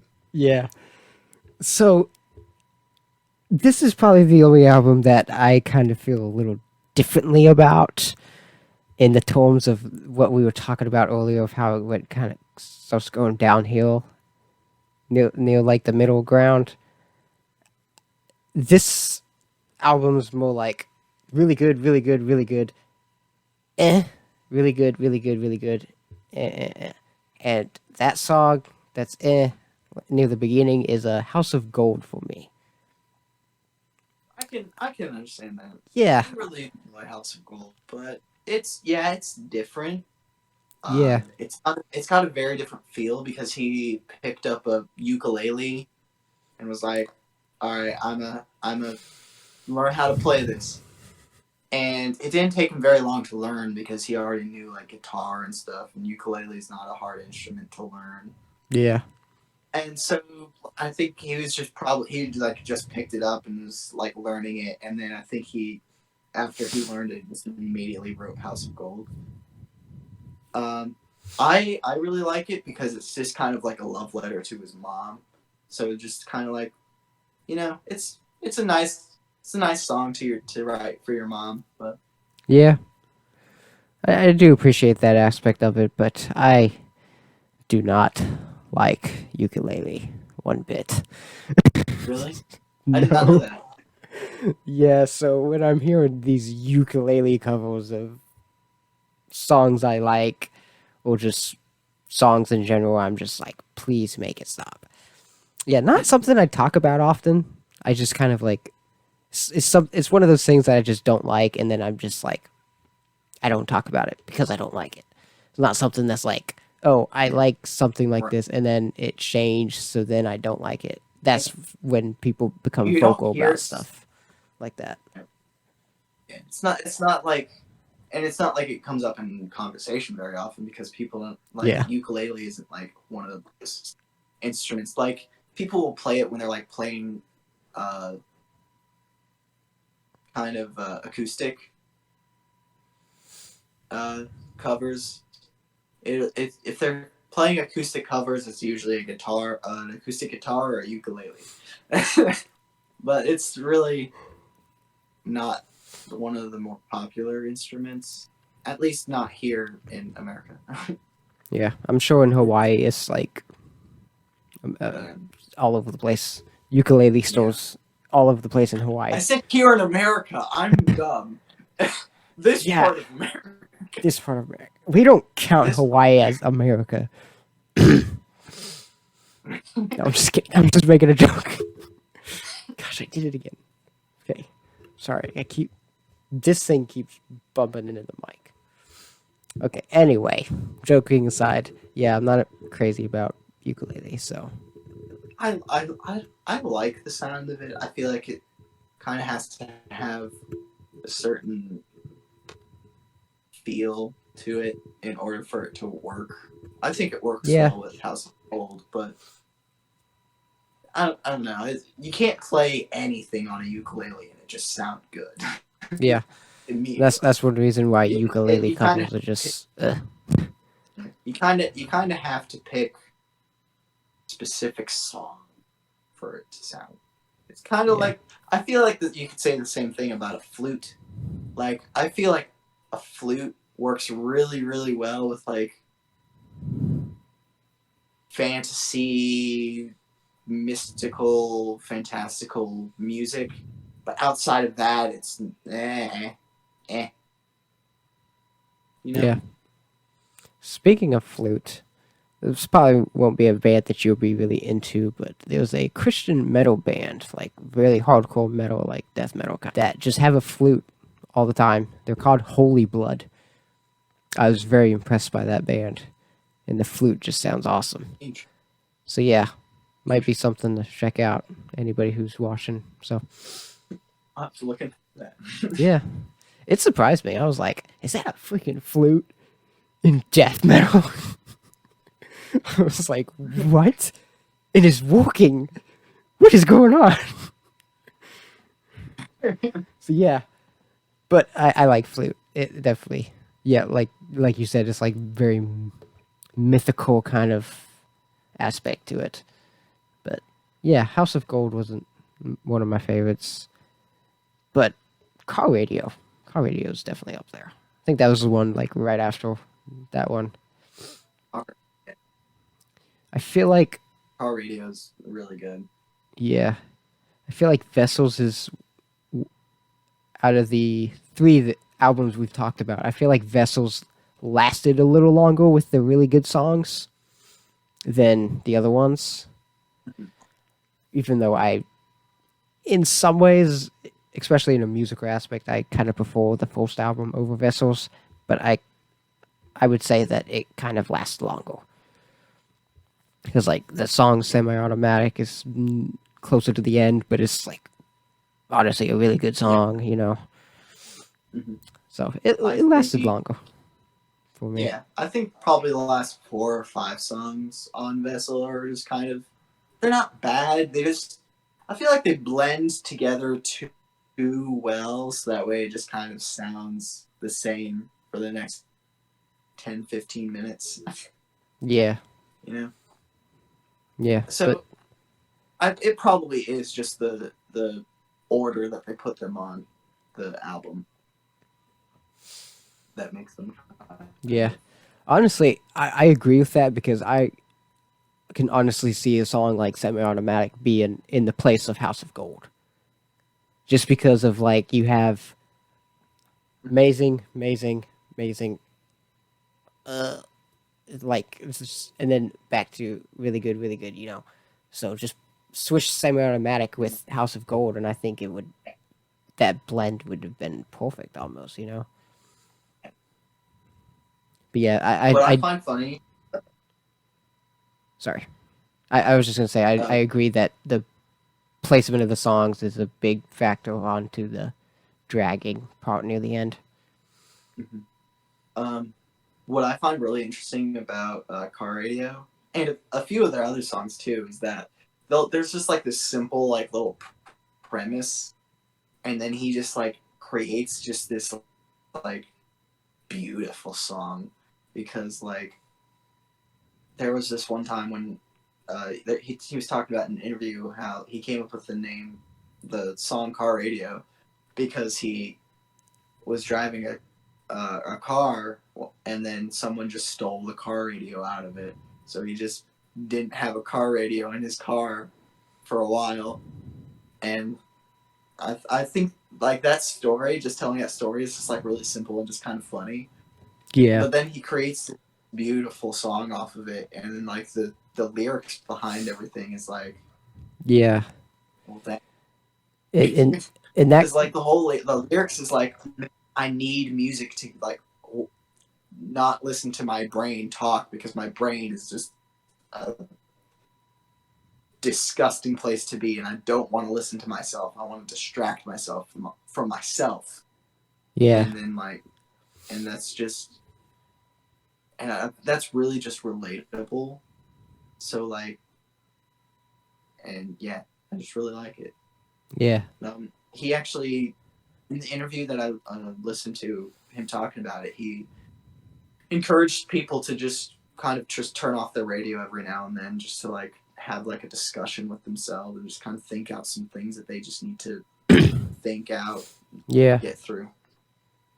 That story definitely supports the thing I said near the very beginning, that these guys are musicians, and it shows, you know, that definitely supports that statement. So that's a really good story. Definitely relatable. Not that I own a car yet, but well, it's just kind of that thing where you like you use music and other things, kind of distract yourself, just so that way you don't have to think about life stuff that you don't really want to think about. It's stressful, or because it's not fun to think about, you know. But sometimes you need to sit down and just think about those things, just to either get them out of your system or to figure out the problem or whatever, instead of ignoring it and trying to run away from it. Yeah. You just got real deep. Yeah. No. It's all good.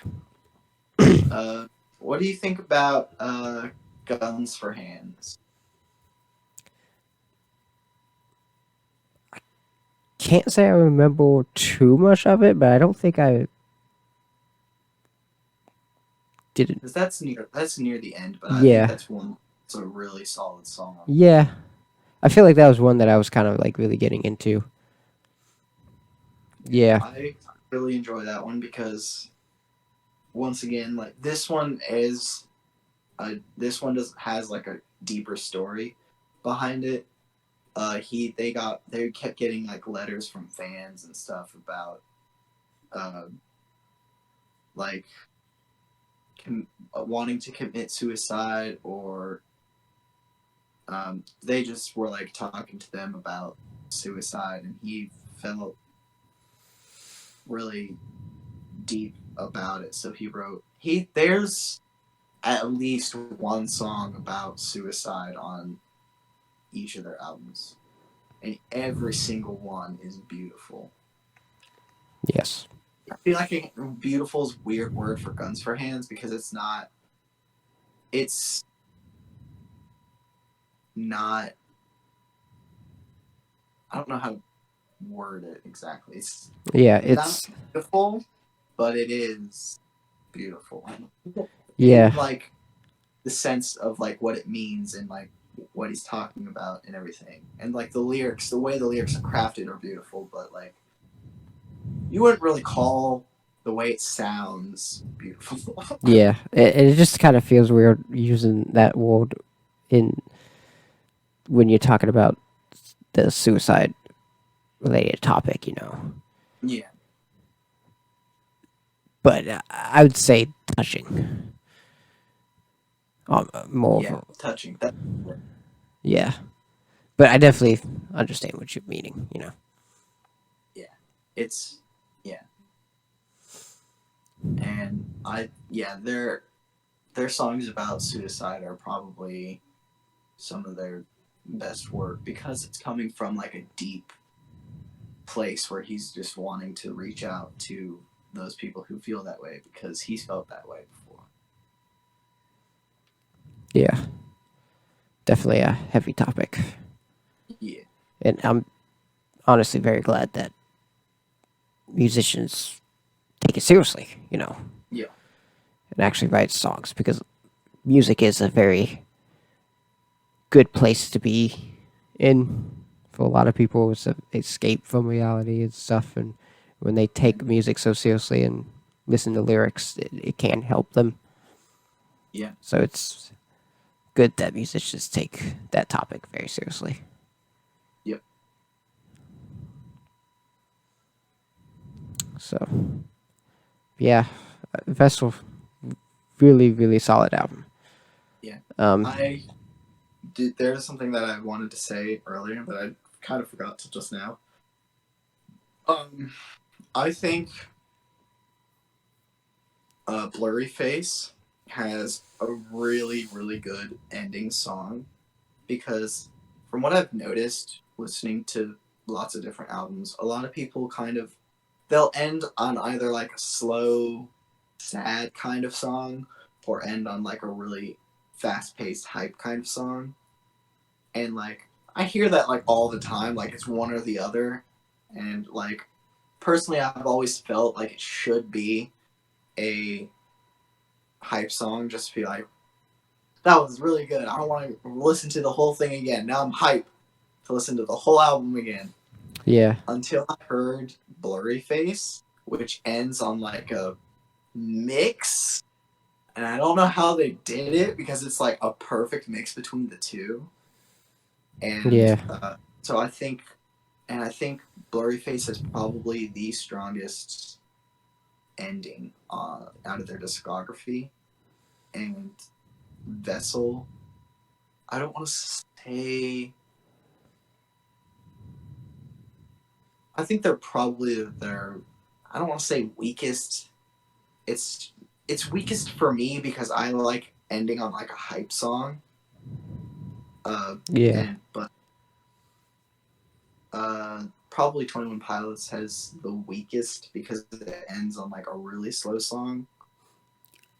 And then Vessels ends on a slow song too. Yeah. It's a good song. I really like Truce. Yeah. Yeah, Truce. I honestly gotta say that I really like trees as well.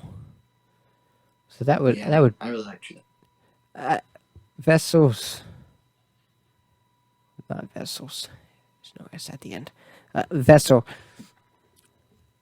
would honestly be like I keep remembering that song trees is like okay, like I say guns for hands or semi-automatic is after that it kind of starts dying off and then I'm like oh wait there's that one song that's still really good. So I mean it's just a really solid album in general. So honestly I would give it a 7 out of 10. Good solid This was probably 7. an out of 10 for me. I really, really love this album. What did you give it? 9. 9. Okay. Kind of glitched out there, so. Oh. Yeah. 9 out of 10. And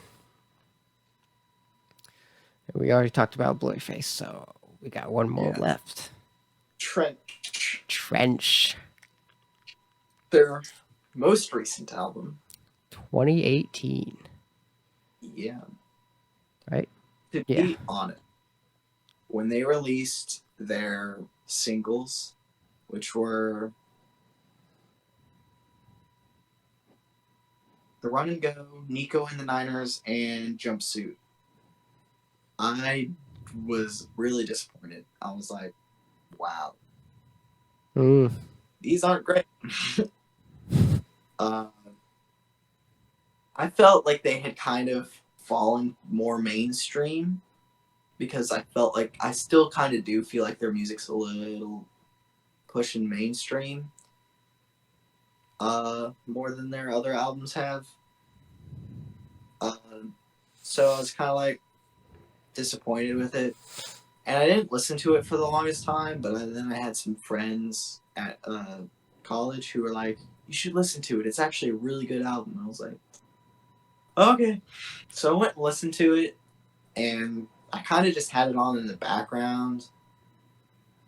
And I liked it better than I was expecting to, but I hadn't really, like, fully listened to it until, I don't know, a little bit later. And I, like, started, like, I think I was, like, kind of just sitting in my bed listening to it and just had it on the background, was doing something else, like homework or something.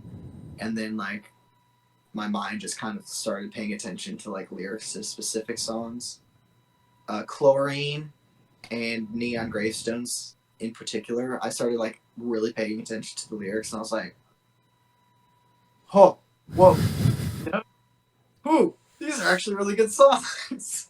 And then I went and listened to the song, like the full album again, just more paying attention to the lyrics, and I really liked it after that. Yeah. So I would honestly... Trench took me a while to get into it, like I Yeah. did with the other ones. It took a second. I can understand that. Just say is a good thing or a bad thing. Well, it's not a good thing, but I don't know if it's like not necessarily a bad thing it's either. A me thing, them thing. I don't know. Yeah. I can kind of understand that point of view, just based off of how the other albums went and, you know, how much you enjoy them, especially like Vessel, you know. And honestly, I would have to say that Trench is my favorite album by 21 Pilots. Really? Yeah. That's cool. I wasn't expecting that. I thought your favorite was either going to be 21 Pilots or Vessel. Yeah. The order that I would say in my favorites are Trench, 21 Pilots, Vessel, and Blurryface. That would be like my top 4. Well, yeah, of course they were 4, but that's my order that I like. Jumpsuit, that bass line is very groovy and just kind of draws you in. I really liked it. Yeah. And then Chlorine, Neon Gravestones is 2 that you mentioned. Those are like top notch. Neon really. Gravestones is another song about suicide. That's just that one. This one I can say is beautiful. The music is beautiful. The lyrics are beautiful. It hits me every time I listen to it. Yeah, it's fantastic. Yeah, those 2 songs, Chlorine and Neon Gravestones, flip-flop between my favorite song off the album. I can't, because at first it was Chlorine and then it was Neon Gravestones, and then sometimes I'll go back to Chlorine, and I just can't pick between the 2. Yeah, but since this is my favorite album, I'd have to say that I liked it all the way through. I didn't think that it went downhill at any point. I can honestly, safely say that this is the only 21 Pilots album that I enjoyed from start to finish. Truly enjoyed. So I liked, aside from Blurryface, I liked all of them start to finish. Okay, you know, but you know we already touched on that. Bandito is a really good song. That one kind of stuck out to me, and Morph. Of course, more going into like the first 5, My Blood, Levitate. Those are really good ones. I really like Levitate. Yeah. I can't really talk about why. It's just one of those songs that just kind of hits you in the right way, and you're just like, ooh, yeah. songs. It's like, I like this. Yeah. I ain't gonna talk about it though. But I just like it. Yeah, it's Hey, you I don't like always it. have to give specific reasons of why you like songs. Yeah, sometimes you just like a song, and sometimes you just don't. And Yeah, that's fine. it's an odd thing to say on a podcast about music, but Yeah, it's true. yeah. I Like really like. if someone told me they didn't like a song, and I said, "Oh, that's interesting. Why?" And they were like, I don't know. There's just something about it I just don't like." I'm like, fair enough. Yeah, And vice versa. yeah.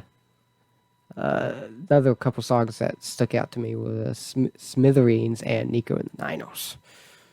Really like those. I really Nico and the Niners was probably my least favorite out of the three singles that they released, but it's one of my favorite songs now. I don't Yeah, know. And I can't, when I listen to them now, I can't even remember not liking them. I just know that I didn't. And yeah, it's weird to think that I was like, oh, I don't like these songs, and now I'm just like, I like these songs a lot. yeah.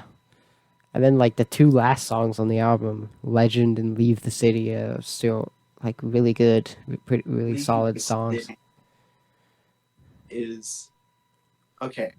Leave the City is one of those songs that I was talking about earlier that is like really slow and kind of ends the album Yeah, really slow, but I feel like it works for Trench. It's one sometimes it works to have a really hype song at the end just because like that's kind of like the theme of the album. right.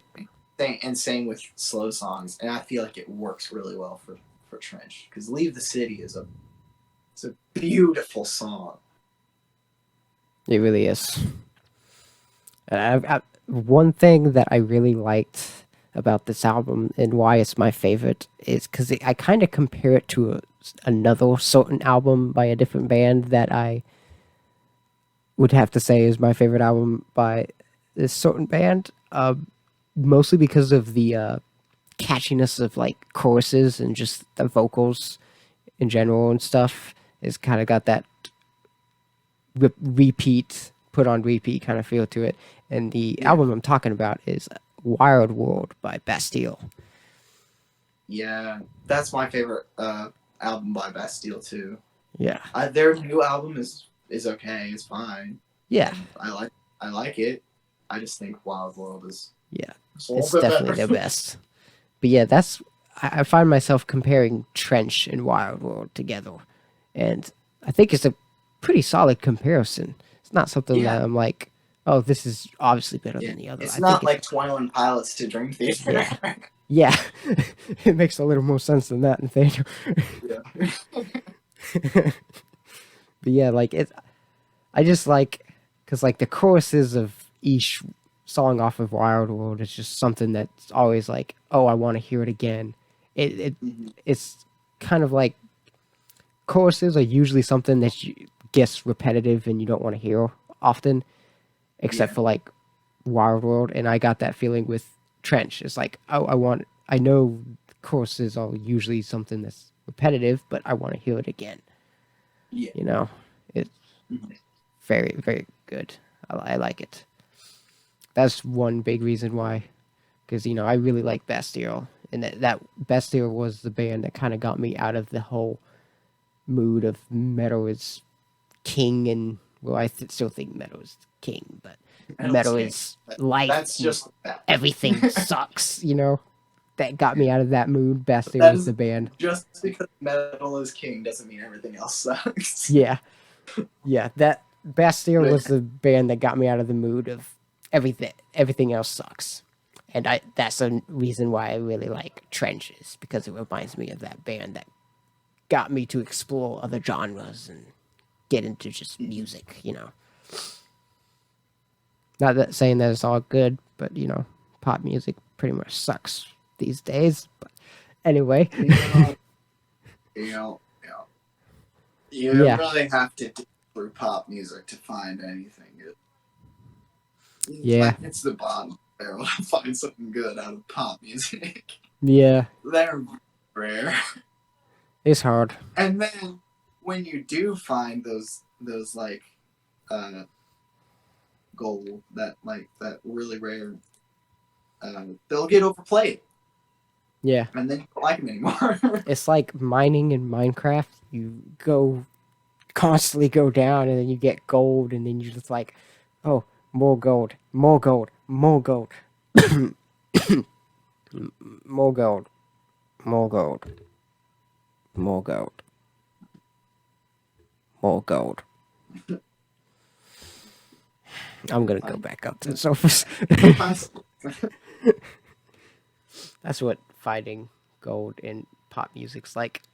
But yeah, Trench. Fantastic album. Read. What would you rate this album?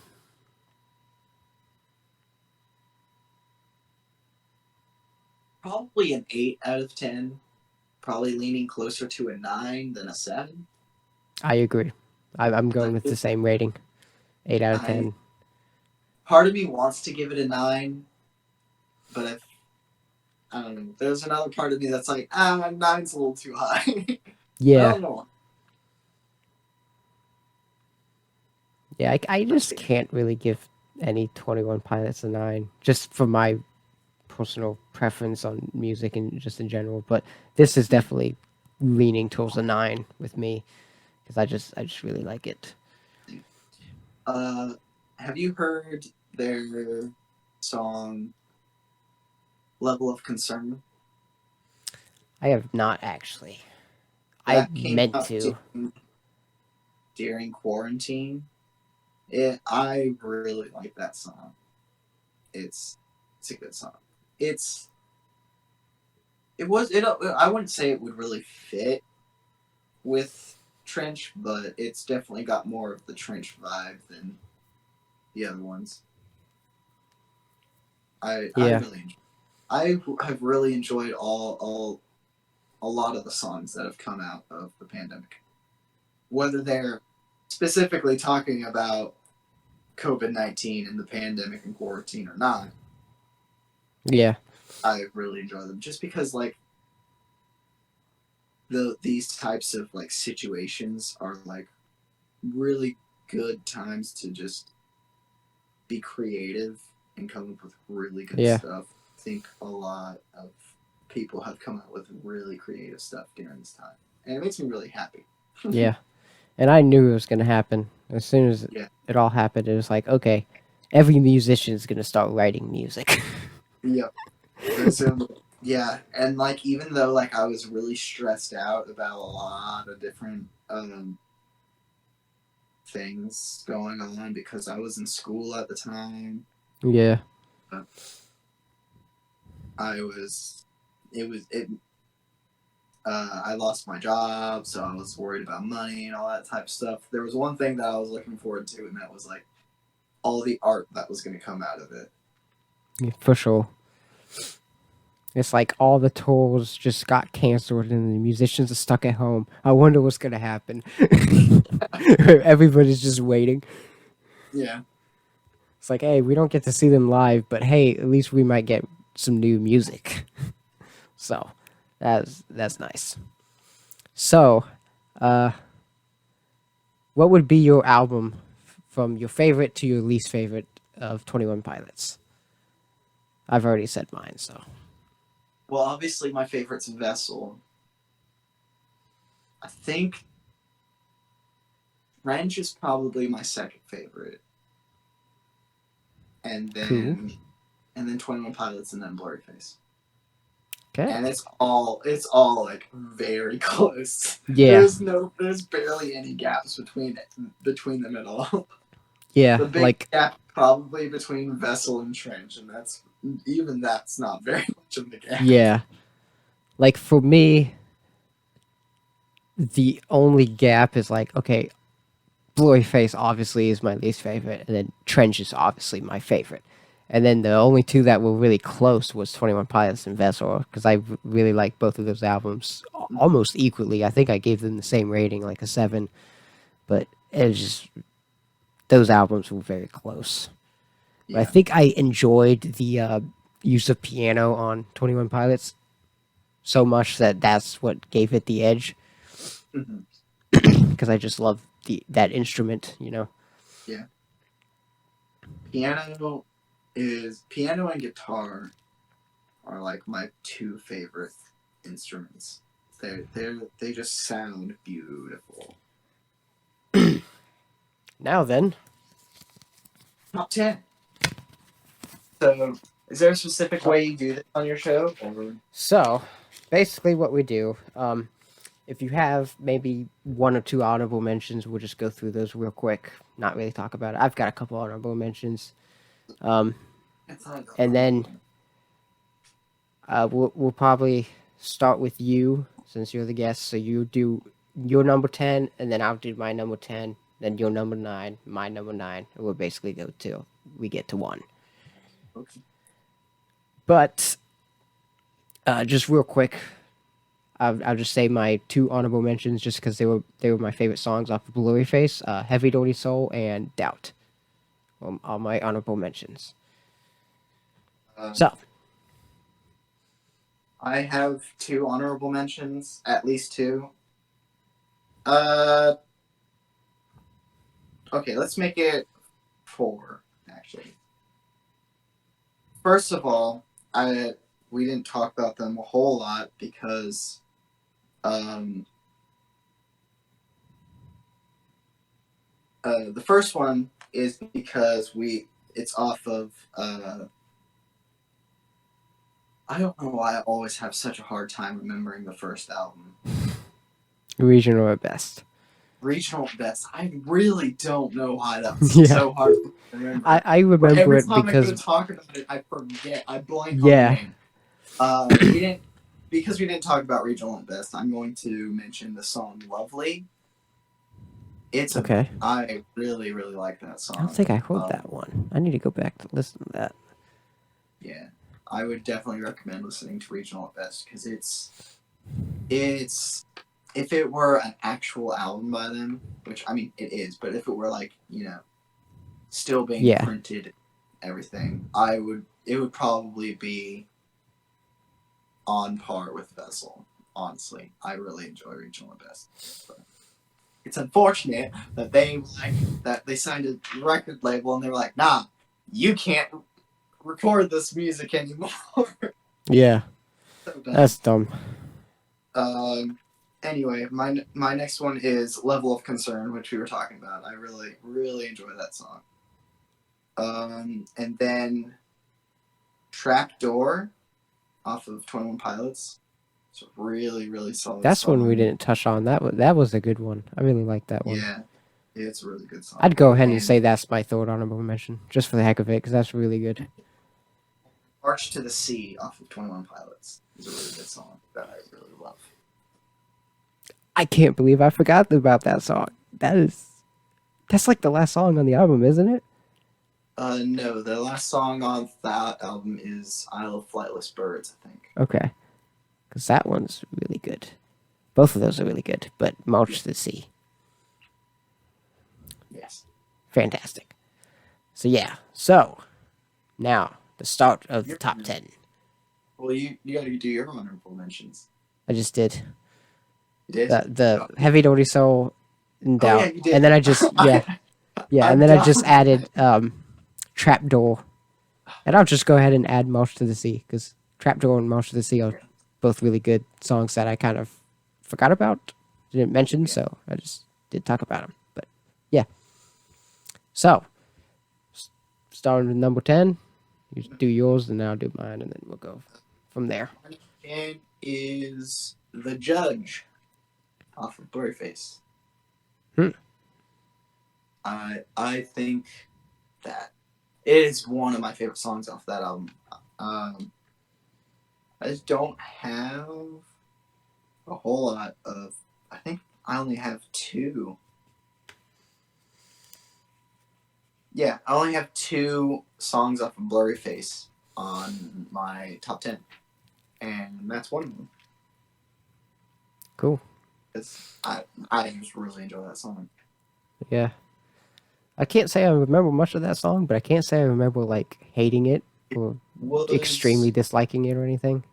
Yeah, I think it was one with ukulele. No. Well, that's But probably why I forgot about it.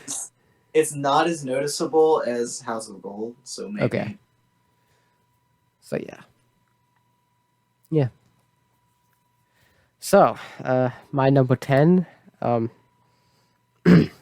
Jumpsuit. Starting off with the opening of Trench.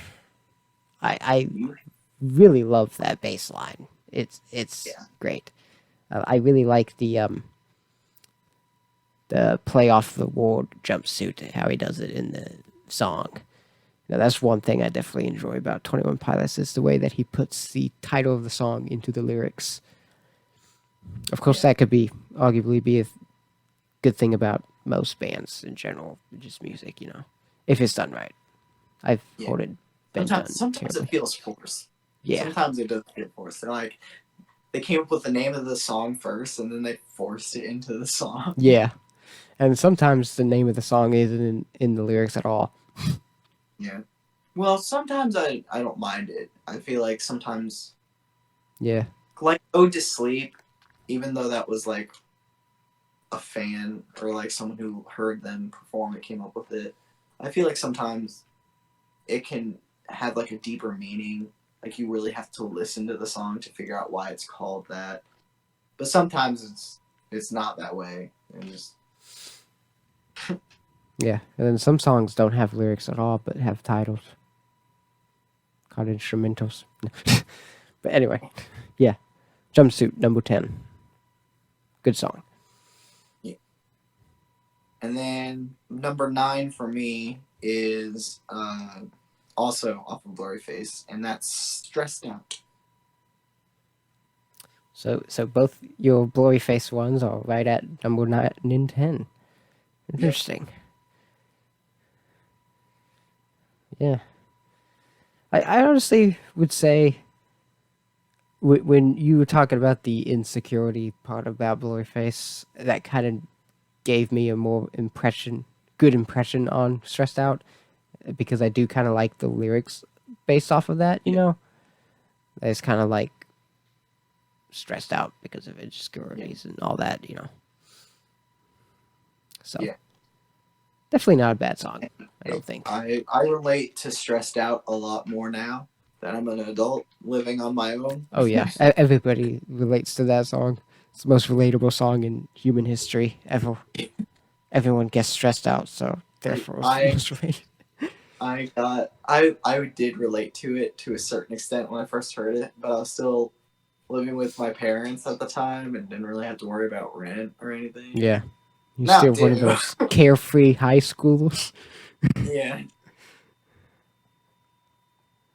So yeah. My number 9 might shock you. I don't know how you're going to feel about this. Because I feel like this song is much higher on your list. Addict with a Pen.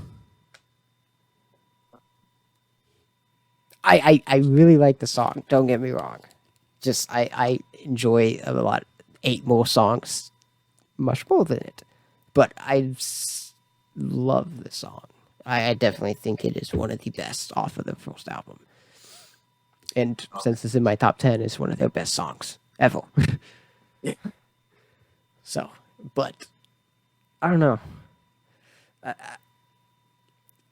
think will say it does get a little repetitive. Yeah. So I think it just kind of has more to do with the replayability.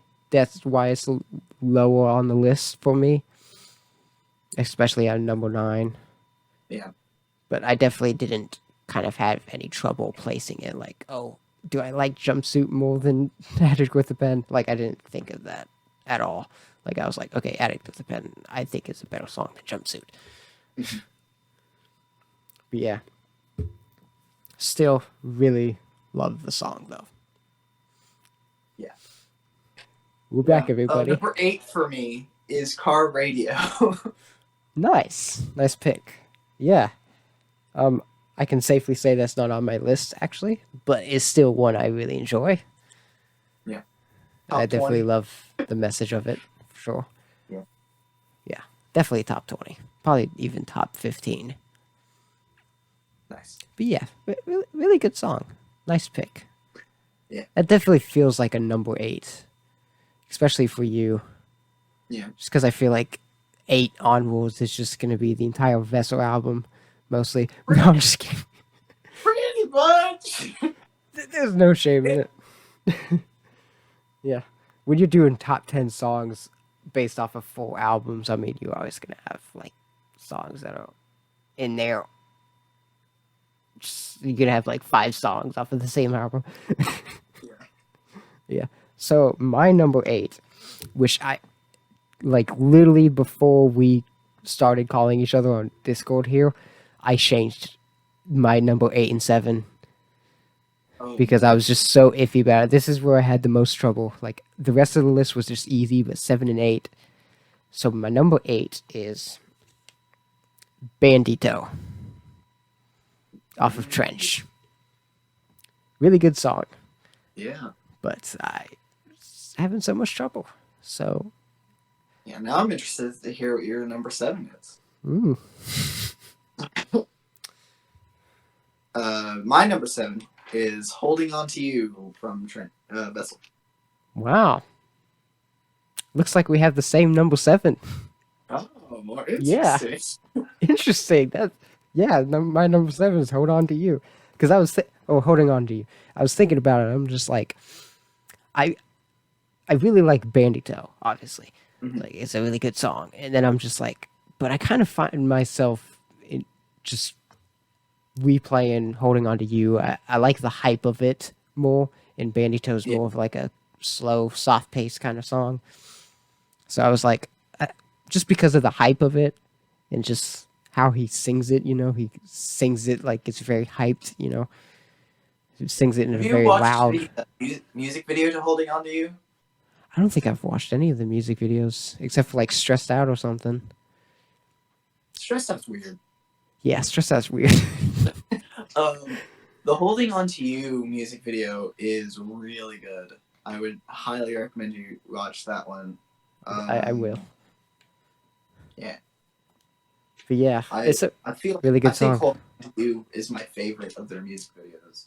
I can't really remember all of it because most of their other ones are them, except for the ones from Trench. They felt like they had like a kind of a story to them, which was pretty cool.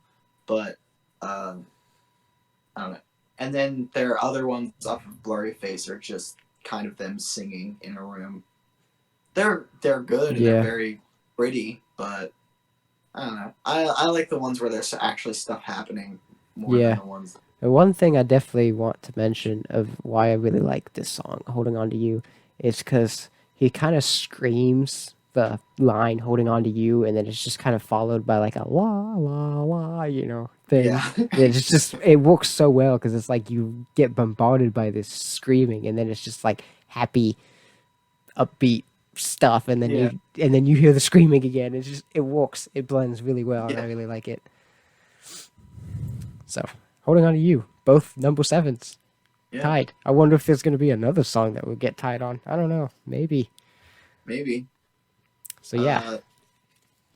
My number 6 is "Migraine." I've got to say that I did not have that on the list. But it actually did come very close to being number 10. So it might be like a number 11 or 12 for me. Because it was one that I was considering putting on.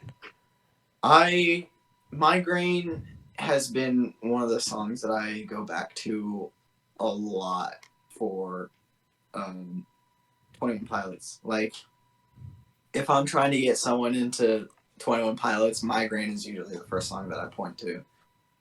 Yeah. I'm not entirely sure why. I feel like it just blends kind of. I feel like that's kind of just who they are. Like, that just "Migraine" just feels like if you want to know what they sound like, "Migraine" is a good song to listen to. Right. I can definitely see that. I definitely agree with that. It's like one of those songs that's like, okay, this really portrays their style very well. So that's kind of like a good recommendation song. Mm-hmm. But yeah, I honestly kind of thought that they would be higher on your list because I know you really like it. So that kind of surprised me, actually. Yeah.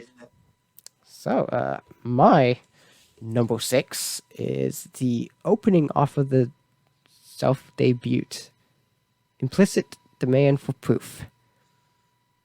That is a really good song. I love this song. Yeah. The intro to the song is awesome. It really draws you in. When I was setting up, because I have just a playlist of 21 Pilots song on my Spotify. So like I thought I had put them in order as they released, but I put them in backwards. So like I couldn't listen to them. I couldn't listen to their albums from chronological order of release because of the way I had set it up. So like I was having like fidgeting with just stuff, and I had like clicked on the first song and then queued the other albums. So I played the first song off of 21 Pilots, and then it just started playing the other albums, and I was like, oh wait, no, that's not what I meant to do. So then I had to like fix it. So I actually listened to that song like 2 or 3 times. Yeah. And I didn't get bothered by it. Like I was like, yeah, it's really good. This song, so it's fine. I don't care. Yeah. It's just so weird, like hearing that song and then like stressed out right after it. You're just like, wait a minute, what? That's not the song that comes after that. Yeah. So yeah, that's my number 6. Very solid song. My next song is off of 21 Pilots. Taxi Cab. It's number 5. Nice pick. That's honestly a shocking one. That's one of those songs it's like we didn't actually mention at all. Yeah. It's still good. It's still really good. But like, yeah. I don't know. That's a shocker. The end to that song, just kind of like the rap part, it feels more like a poem to me, and it's just beautiful. I love the ending to that song. It's another. I mean, I go back and listen to 21 Pilots quite a bit, but that's one of those songs that I'm just like, man, I want to go back and listen to that song, just because it's so good. Yeah. Nice pick. I like that. Number 5 for me is Neon Gravestones. Ooh, nice. Really love the message of it and everything, but just piano to it. That piano reminded me very much of the first album, so I really enjoyed that. And that ending to that song gives me chills every time. Yeah, but I really love how the choruses kind of goes back to how I was saying. There's all those choruses of Trench kind of reminds me of Wild World, where it's just like you want to hear more of it. It's like, okay, I want to hear the chorus at least one more time, please, and then it just ends, you know. Yeah, that was one of those songs where I was just kind of had it on in the background, and I was like laying on my bed, and then I just tuned into it, and I was like, oh my gosh. And I just started like paying attention to the lyrics, and it just like resonated. And I was like, I need to hear this song again. Yeah, it's great. Mm-hmm. But yeah, that's my number 5. Cool. Okay, so for me, I struggled with 3 and 4. This is what I settled on, but it can change at any point. Okay. It might change tomorrow. Who knows? Number 4 is Chlorine. Interesting. Good song. I love that song so much. It's so good. From start to finish. Yeah. Nice pick. My number 4 is Ode to Sleep. Ooh. Cool. I like that. That's great. We went into that song. Really good. So like just fantastic song. It was just so good.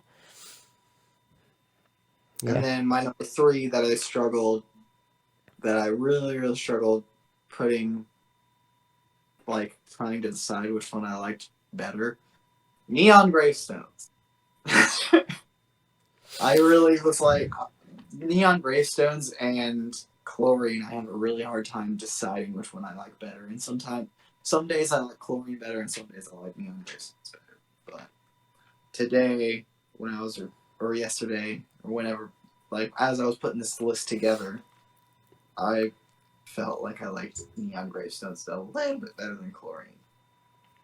Yeah. Yeah, they are. Those songs are definitely different. So it is. I could definitely see the struggle of picking between those. Mm-hmm. My number 3 is the Pantaloon. I'm actually Yes. surprised it's top 10. Yeah. I just really like the goofiness of it, you know? Like we said, that's the charm of the song. And then just the drums, really nice. That's something we didn't really touch on, is the drums. Yeah. They're great. Oh, yeah. The drums are really good. I forget the name of the drummer. Josh. Oh boy. Dunn? Josh. It's Josh. I know that. I can't remember his last name. Okay. He's good. He's a really good drummer. I've seen some videos of him just playing. He's really good. Yeah. This was definitely a song that was like really kind of made me listen to the drums. Mm-hmm. So it was great hearing it. And I just really like the song. Really good. The Pantaloon, number 3. But I will have to say, my 1 and 2 are also kind of flip-flop. Because at one point, my number 1 was my number 1, and at one point, my number 2 is my number 1. So let's do something. Not with number 2, but let's try to guess each other's number 1s. Okay. So, just to have some fun. So what's your number 2? My number 2 is Addict with a Pen. I knew that was going to be like up there. That was actually going to be my first pick for number 1. So now I'm kind of like second guessing myself. Well, I'm like, I mean, you kind of got it technically, because at one point it was my number 1, and sometimes it is still. I'll prefer it over my number 1. Yeah. But it just, I had a really hard time coming up with this top 10 list, because there are so many 21 Pilots songs that I love so much that it was really hard putting it together, especially when it came down to the last 4. Yeah. My number 2 is definitely a song that reminded me of kind of like the style of Bastille. And the number 2 for me is My Blood. Mm-hmm. I really enjoyed it. The chorus this is definitely one of those songs that just gets stuck in my head all the time. Yeah. To the point that it's like I'm hearing it constantly in the back of my head at work, and then when I go home, I just like I gotta listen to it just one time at least. Yeah. So yeah, it's great. It's a great song. So can you read me your 10 through 2 again, so that way I can kind of have an idea? Okay, and also so that way I can remember what I already said. Okay, yeah, but first you need to read me your 10 through 2. Because you're saying your number 1 first. And I want to try to guess it. Oh, yeah, that's fair. Yeah, because the order we were doing. So, 10, The Judge. 9, Stressed Out. 8, Car Radio. 7, Holding On to You. 6, Migraine. 5, Taxi Cab. 4, Chlorine. 3, Neon Gravestones. 2, Addict with a Pen. Almost read number 1 without thinking. So obviously we get one guess. So my guess for your number 1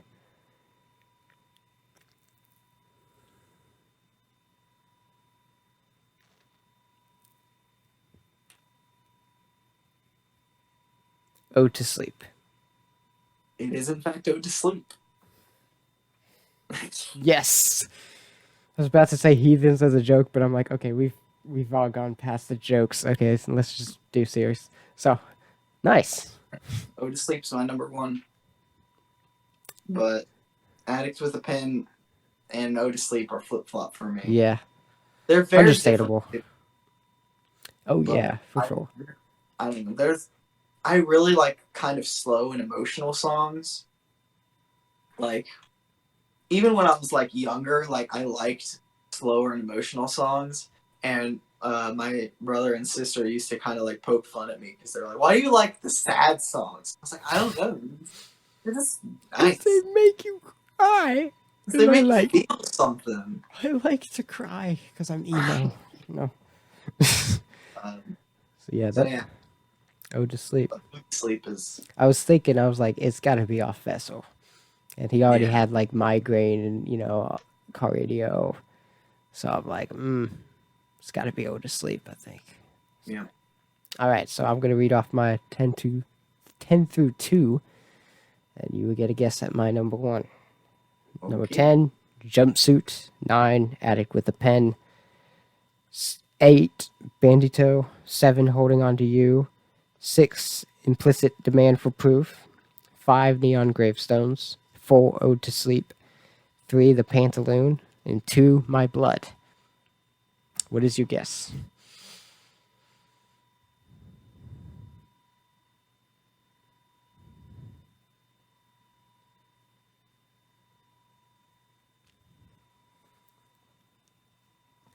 Let's say Nico and the Niners. Kind of close off that album, but I'm gonna have to disappoint you there. Dang. Heathens. No, I'm just kidding. I was like, that's not off that album. No. Okay, so my favorite 21 Pilots song is Chlorine. Chlorine. Okay. Chlorine. Cool. I love the chorus to it. Leave the City was my second choice, actually. Yeah. Dang it. That should have been on my top 10 list, honestly, because I really like that song. That one was accident. But yeah, Chlorine. I love how the intro. I don't know why I didn't think that was going to be on your top 10 list. Yeah. But I mean, I love Trench, but Chlorine is the one that I just keep coming back to. I love the chorus of it. Love how the intro starts, it's just kind of like slowly starts, and then the intro and then the chorus comes in, and it just fits so well, and I love it. Just great song. Yeah. My favorite 21 Pilots song. So yeah. Yeah. That was our top 10 21 Pilot songs. Yeah. It's always a treat, because I love doing top 10s and top 5s, because it's like you don't know what the other person's is, Yeah. I was looking forward to, well, I knew what your number 1 was after the fact. Honestly, my first pick for your number 1 before we even started was Migraine, but I was your number 6. I mean, looking at it, I was like, maybe I should put it higher, but then I looked at the other ones. It's like, no. Yeah. No, I think 6 is good for Migraine. Yeah. So, that's it. Yeah, that's it. Talked Thanks about for having me. Distance Over Time, a Dream Theater. And we talked about 21 Pilots discography and gave a top 10. Yeah, thank you for being here. You had a good pick for this podcast. Thank you. I'm glad you enjoyed them. I really wasn't entirely sure if you were going to like them or hate them. I felt like it was going to be a 50-50. Yeah. Yeah, I liked your reaction to when I was given that story, and I was just like, and I was glad I did. And you're just like, really?